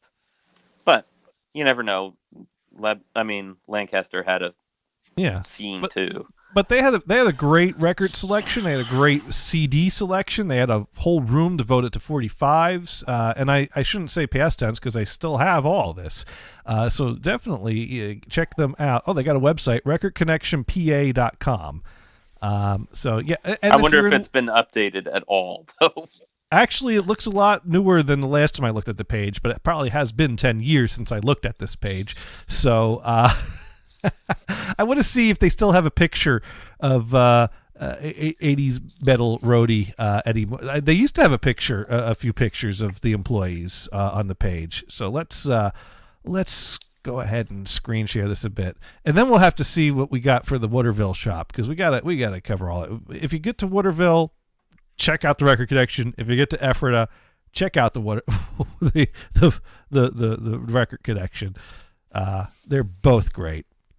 So here we go. We got some pictures of the Record Connection in Pennsylvania. Let's see. There we go. Yeah, there's I think that might be the 45 room with all the boxes of the 45s up there. This is another angle of the 45 room. I've bought many 45s from this room. And here's the back record room. Lots of records to look through there. It kept growing. And another angle of that same back record room. Well, it looks updated. It looks very similar. It looks like there's more records stuffed in there than I remember, but I could be remembering wrong. Well, even in our time there, I mean, it used to be that all the records are back there, and then they expanded out further and moved the CDs up the side. They took over the neighboring business, so they doubled their size. Right. Yeah. This is another shot of the 45 room. This is another shot of the back room.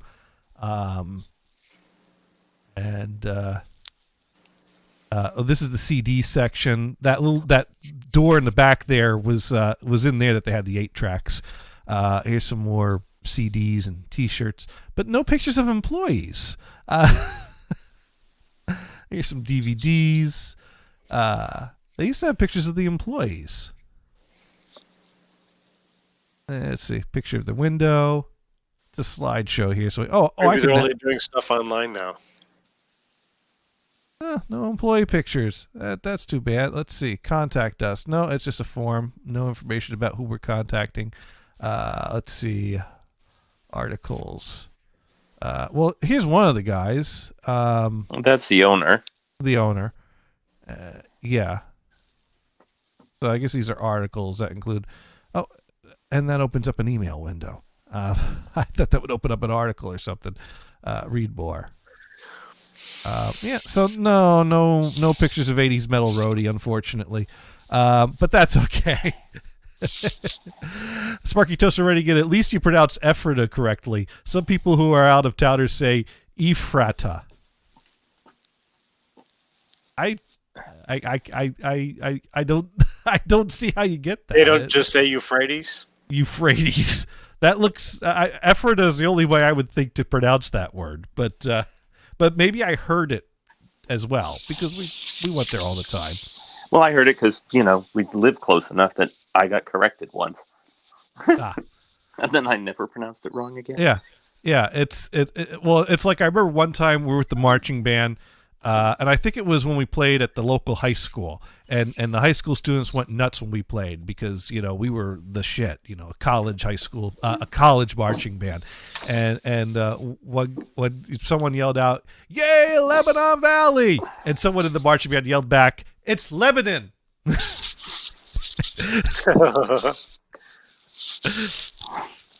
And it's Lancaster. Lancaster. It's not Lancaster, it's Lancaster. Try and make everything one syllable as close as possible. Well, that's how you got an easy one. Everything in central Pennsylvania. Yeah, well, York is one syllable, so I got that one down. And a lot of it is brought over by the British because in Great Britain they say it the same weird way. Mm. It's like, why are you have all these extra letters in there? This is your damn word.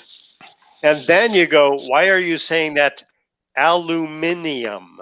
It's aluminum. I like aluminium. I like aluminium. I like saying aluminium. My favorite, though, of different words for there is like the ones where they just have a completely different word. Like, the emoji that everyone uses for a penis these days? Eggplant. No. You know what they call it in England? What? Aubergine. Aubergine. Oh. Yeah. Oh, isn't that strange? Blue Balls, Intercourse, Paradise, all Amish, Pennsylvania towns. Well, yeah, because there was the Blue Ball laundromat that we used to pass by all the time. I made a mistake on that, and I just always saw it out of the corner of my eye. I think it was the Blue Bell. Yeah, actually, I'm the one that caught that, and I wish I didn't, because I could have just happily gone the rest of my life thinking that we would always drove past the Blue Ball laundromat. But it's easy when you know that there's a town called Blue Ball, and you're driving past it, and you see it out of the corner of the eye, and you just replace a vowel. Well, I think that town was actually Blue Bell that had the Blue Bell laundromat. So there's a Blue Bell, there's a Blue Ball, and I don't know if they're near one another. But the Blue Bell is after a flower, and the Blue Ball, well, that's some frustration. Yeah, that's no good for anyone. The traffic's always backed up in that town. I don't know why. Yeah, well, that's why you learn all the back roads. Exactly. Mm-hmm. It's my PA horn. Don't make fun of it. I'm just looking at the map here now, and then here's a place. I wish we were still nearby there, because there's this place called Uncle Funky's Thrift Shop. That just sounds awesome. Nice. There's an old hippie there. That's on 322 right there. So we just stay on 322, head into Ephrata, and just go there first, and then we can head back to 272, get the record connection, and then down the street from there is the 272 Antiques and Collectibles Marketplace, which I think is that the place we went to once. One time we did go to some kind of a flea market type of place that I think was also on 272. I don't know where that was. I mean, it's one of those that I remember we used to go to the flea market that was on 422, but... Well, yeah, I used to walk there every weekend my freshman year. I know. I just think that we should have a show when coronavirus is over that's called Gothard and Gators Revisit College Years. That would be good. Well, we should do it on location broadcast. Exactly. Live from the Haas's Steakhouse. Right. Well, the thing is, like, I don't know about the parking lot, StreamYard, whether you have to have somebody host it, but I can do it off just an iPad, so... Yeah. Oh, I could... Heck, so you would just connect by Wi-Fi someplace. Yeah. Or even just, cell service, And Uncle Funky's Thrifts has a website. Apparently, Sparky Toaster is already checking this out, or maybe Uncle Funky is Sparky Toaster's uncle that runs the thrift store. I don't know. New theory. Great. Oh man, it was funny. I was telling Kristen the story about the Rollo I was telling Kristen old stories about new media design class, which was one of the worst classes we had to take. Although Gothard might say it differently, because Gothard got a better grade in that class than I did. But that was because I run afoul of Senior Douchebag, a.k.a. Mr. Jeff Snyder. No grudges. Totally holding grudges. But no grudges. Fucking douchebag. Jeff Snyder. Was he the professor? Yeah. He's the guy that he was the type of guy that decided that he was going to prepare you for the real world by being a dick to prepare you for having a boss that's a dick. Of course, I found out the secret to life: get a job where the boss isn't a dick. Right. And that's a totally attainable thing. And if you have a job where your boss is a dick, keep your head down. Keep working the job and job hunt for something else. Right. So in that job interview and all the questions are going in your direction, you flip one over and you go, by the way, so you're the boss. Are you a dick? You kind of get a feel for these things, though. But anyways, so well, sometimes you do, sometimes you don't. So I was telling Chris, wrapped up in the job, you don't realize that, that guy's a dick. But this is great because Gothard, let me see if you've thought about this at all. But remember, we had that class, New Media Design, and what was the whole goal? If you had to sum up what the goal of that class or the mission of that class was in a sentence, how would you sum it up? And try to make it sound as dated as you can. How to understand how to make a website for yourself, basically. How to understand how to make a Flash-based website for yourself. Yeah. I forgot. R.I.P. Flash. Right. I tried to make a plain website, and he's like, but you're not using any technology. You have to make a Flash site. I'm like, but not everyone can view. Well, you make two versions of the same site, and at the landing page, you click here for the Flash version. That was Jeff Snyder was really big on Flash websites, and we had. They were big in 2000. And 2001. They were never that big. They were big in the sense of like animators that had websites. Who was running those ads looking for a website designer, and he got these idiots that, well, I can come up with a flaming logo. You remember that? I can't remember who that was. I don't remember that. But I mean, here's the thing. What does the flaming logo do? I like Flash animations. Fun. Flash games, fun. flash-based website. I never liked Pointless. that idea. Yeah. I always thought that was stupid. That's where I drew the line. It's kind of like, where's the actual function? Yeah, this is now. The thing is that things like what was the Strong Bad website, Joe's Cartoons, those types of websites. They were, websites that were focused around Flash animation. So having a Flash website to go with their Flash animations that they're hosting kind of makes sense. But to make a website about the Russian composer Scriabin and have it be a Flash-based website, Made no sense. No. So these guys that built themselves around a Flash website, are they existing still? No, not. Well, our websites were hosted on Lebanon Valley College's server, and after we graduated, our accounts had a So that was strictly end date. internal. If we transfer them over to like GeoCities, they might have lived a little longer. But I don't think anyone cared about transferring their projects over to GeoCities. Go ahead, Gothard. No, I just remember. I don't remember anything about programming stuff back. I mean, I remember doing it, but I couldn't tell you anything about it now. I'm just like, that's 20 years ago. That's if you see a website like that, you're like, no one's updated this in a million years. Like, Right. John Tesh is an alien website or something. You were more Or Mullets Galore. Well, or furniture porn. He split us up into teams of 4, each of us playing a function on that team because each team had to have these 4 roles filled.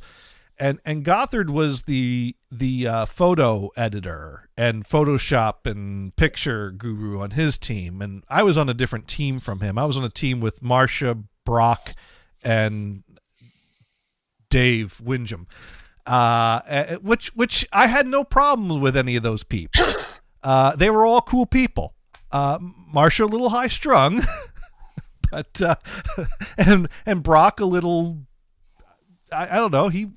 Brock was the one guy in our class that made it his mission to pee on every building on campus at least once before graduation, and he was quite proud. You have to have a goal. And as he pointed out, there were the 2 buildings that were right next to each other, and he knocked those both out at the same time. So I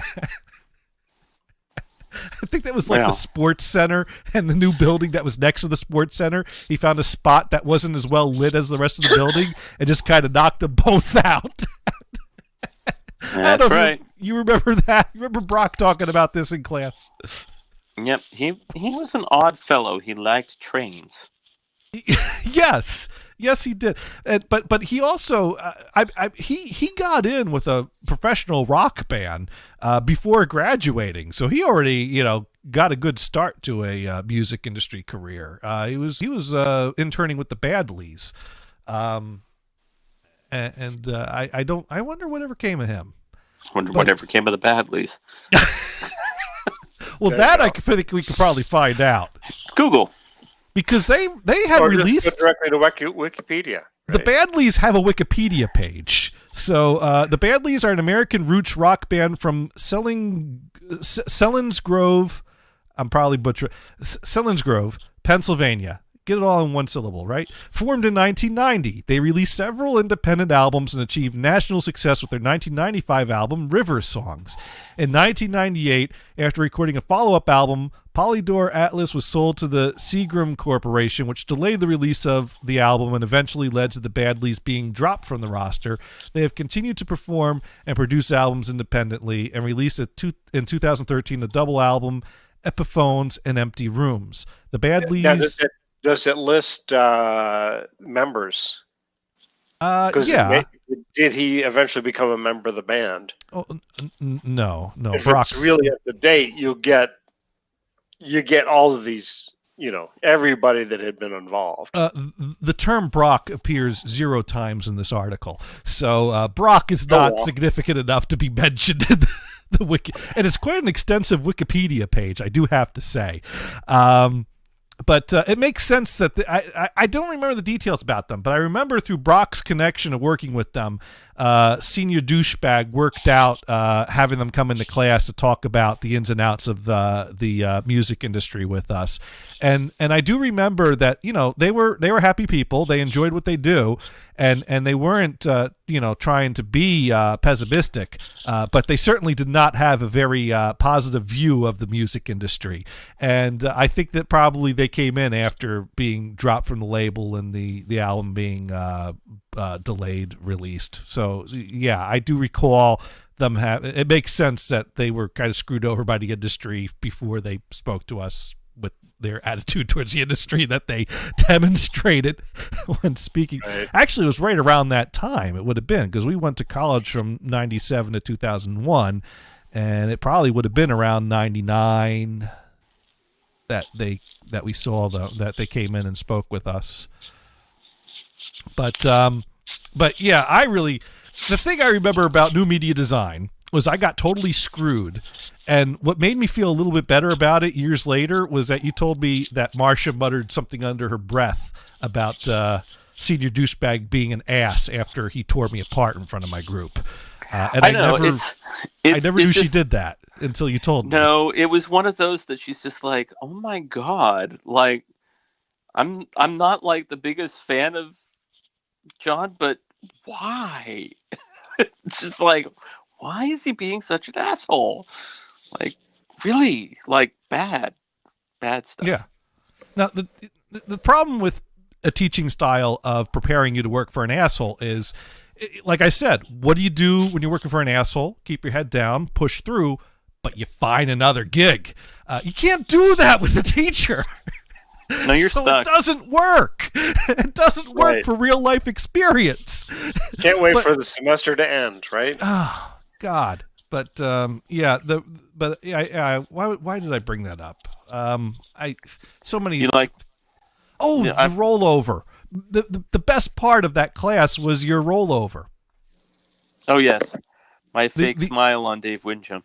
You took a picture of Dave Wincham, and since we said this last thing, we probably shouldn't go into detail, but I think it was after something involving a court appearance and being lied to by the prosecutor that resulted in you taking a picture of a very pissed off Dave Wincham. I think the statute of limitations are up on all this, right? I would think 20 years ago means that no one really gives a shit. Yeah. Do you still have that picture? Because you really captured the essence. I might have it somewhere, but I'd have to go looking for it. But one of our really early projects in that class was to build our own personal website, and there was kind of a checklist of things that you had to demonstrate you knew how to do. One of them was to do a rollover, that you have an image that changes when the mouse rolls over it. And this was done in HTML. This was before we got into all the Flash shit. But it was. I mean, the expression on this guy's face when I took the picture was candid, and it was just like he was not happy. And then I superimposed like almost Cheshire Cat smile on top of it, so it was like, yeah, it was a beautiful Photoshop job. So Dave angry, Dave happy, Dave angry, Dave happy. It was so perfect. And that almost made the whole experience worth it. It was one of those that everyone that saw it was just like, they knew how angry he was that day and was just like, oh, you edited the picture.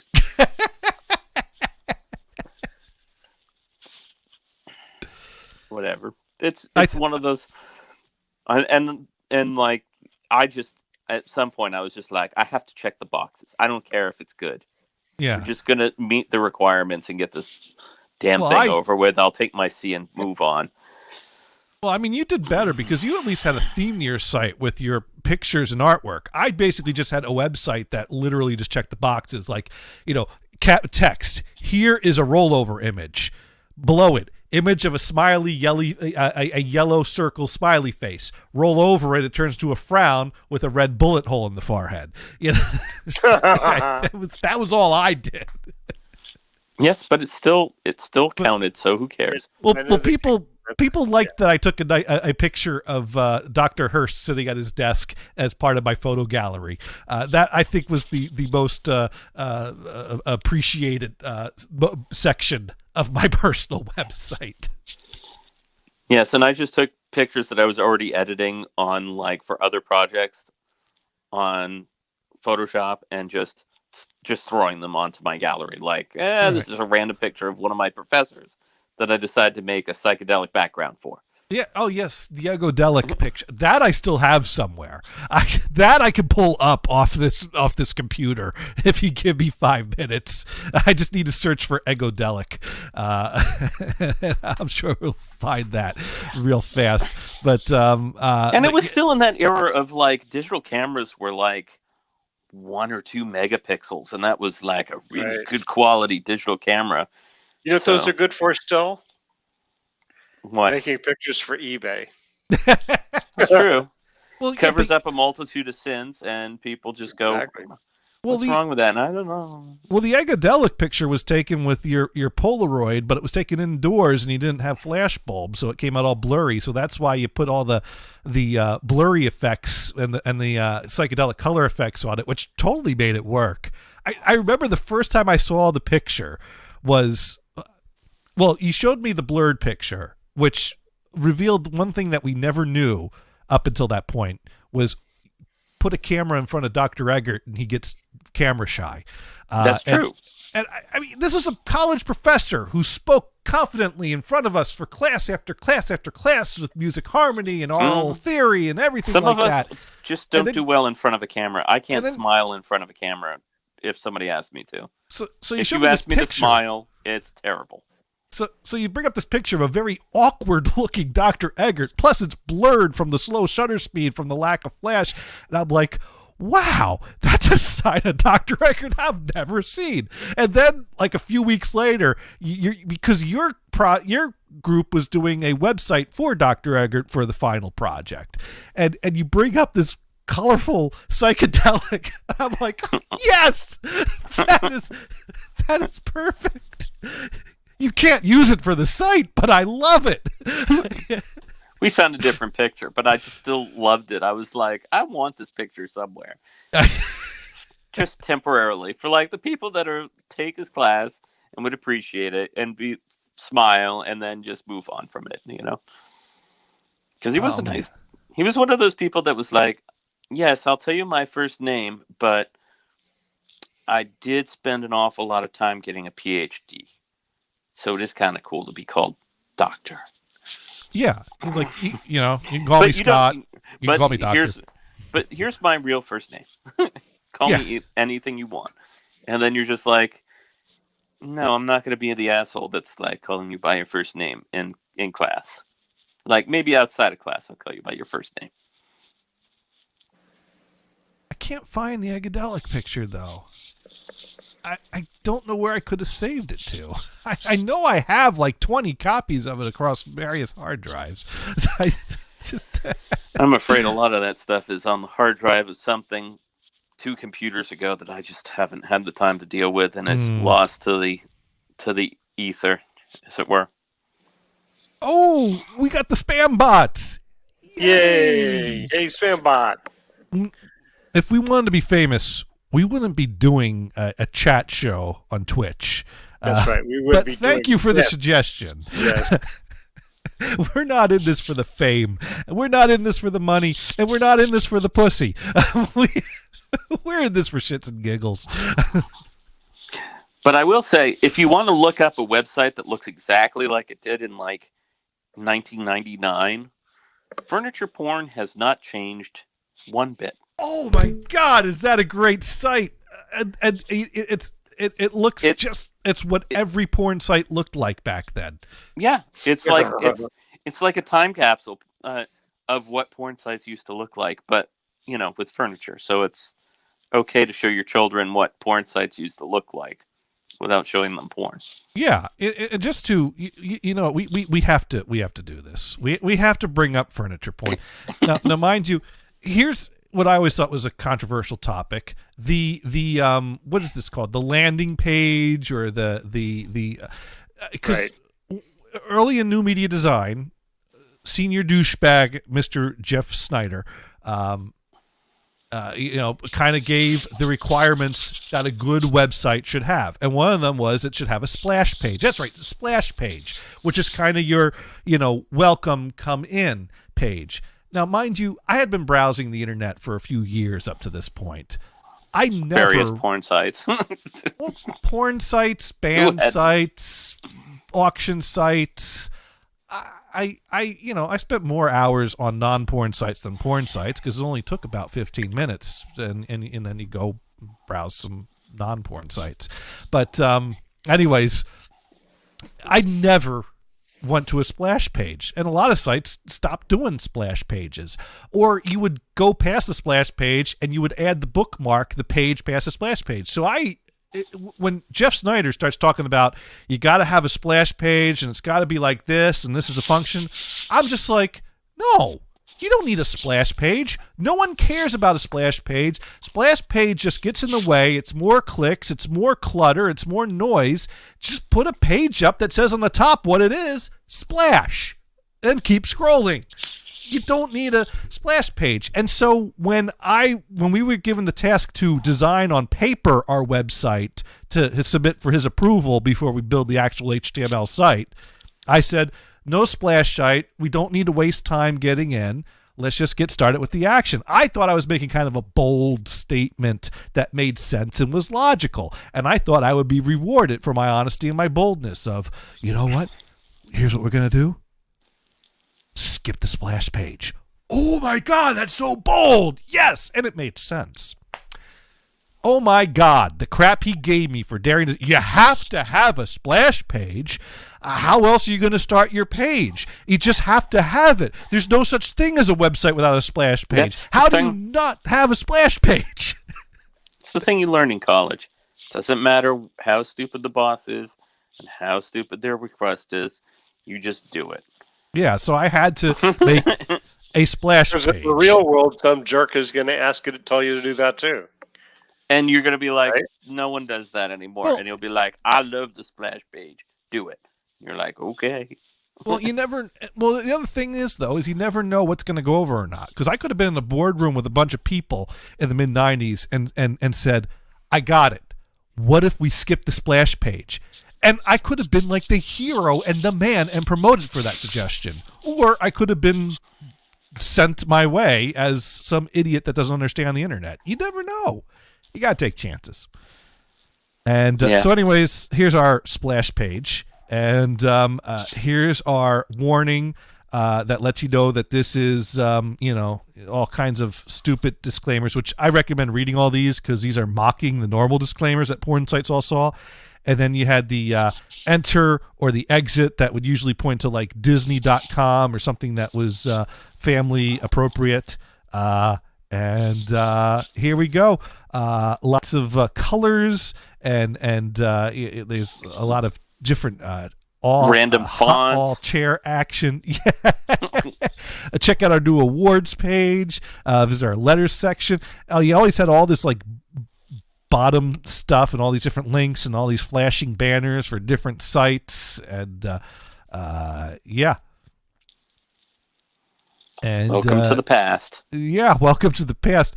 And here we do actually have some naughty content with some chair. When the owner's away, the fun begins for the furniture. And it's hot in here, baby, or is it just you? And she's you looking for some loose change, baby, or are you just happy to see me? Ooh, and now we got he's taking her from behind. Someone's gonna need some reupholstering after this hot time, and now we got a little bit of a chair 69 action going on here. So pillows strewn all over the place. Yeah, they are clearly enjoying each other's company. Lance and Debbie get into a Lewis the LXIX position. Ever see two chairs going at it like this? Ooh, yeah, somebody get the hose. Oh, gosh. Debbie puts the love in love seat. Lance shows Debbie what it means to be an overstuffed armchair. And there you go. That was, we also had a little bit of a kinky office furniture situation over here.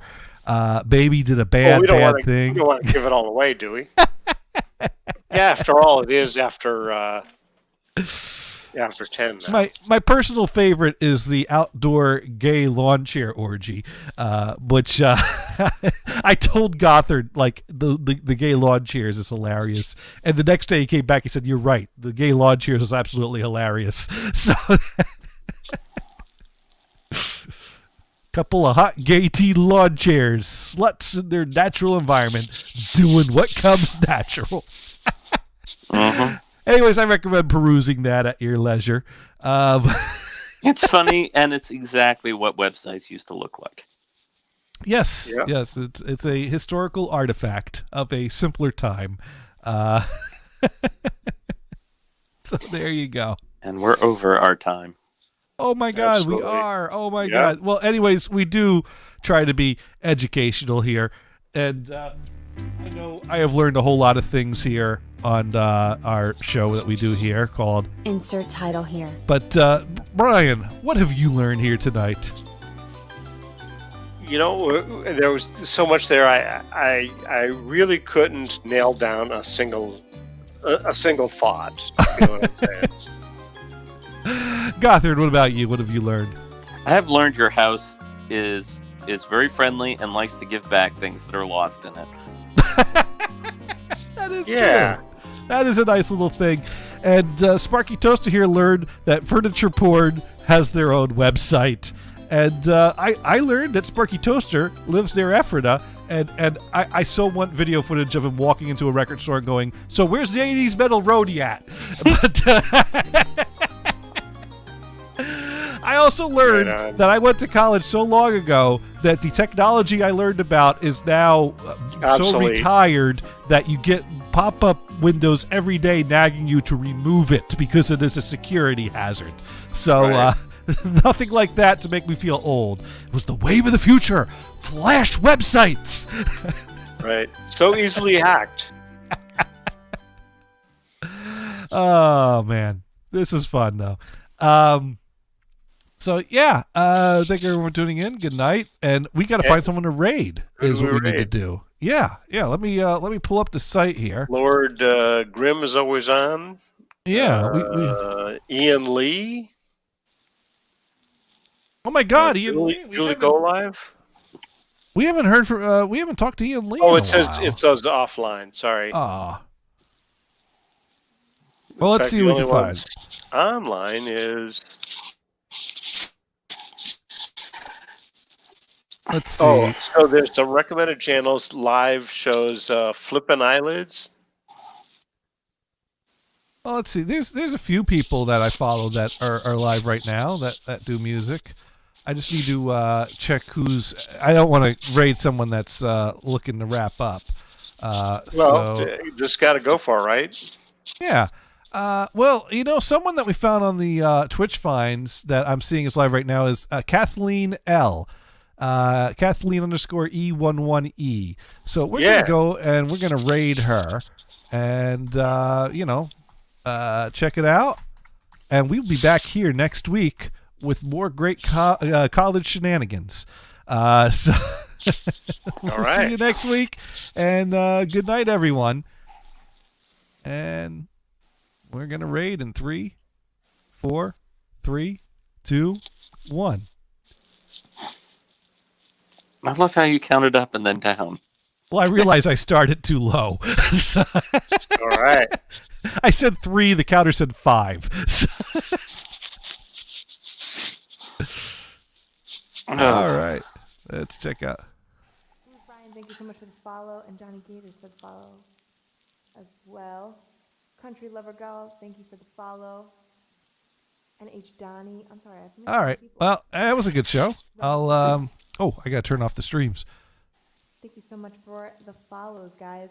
What's up, Raiders? Welcome to my last few songs here tonight. All right. Find the right tab here. All right. Well, and Brian left already. He's just like, I'm tired. I'm going to bed. I'm out. I'm at the beach house. Why am I sitting in front of a computer? So I have an interesting little story of the week. Okay.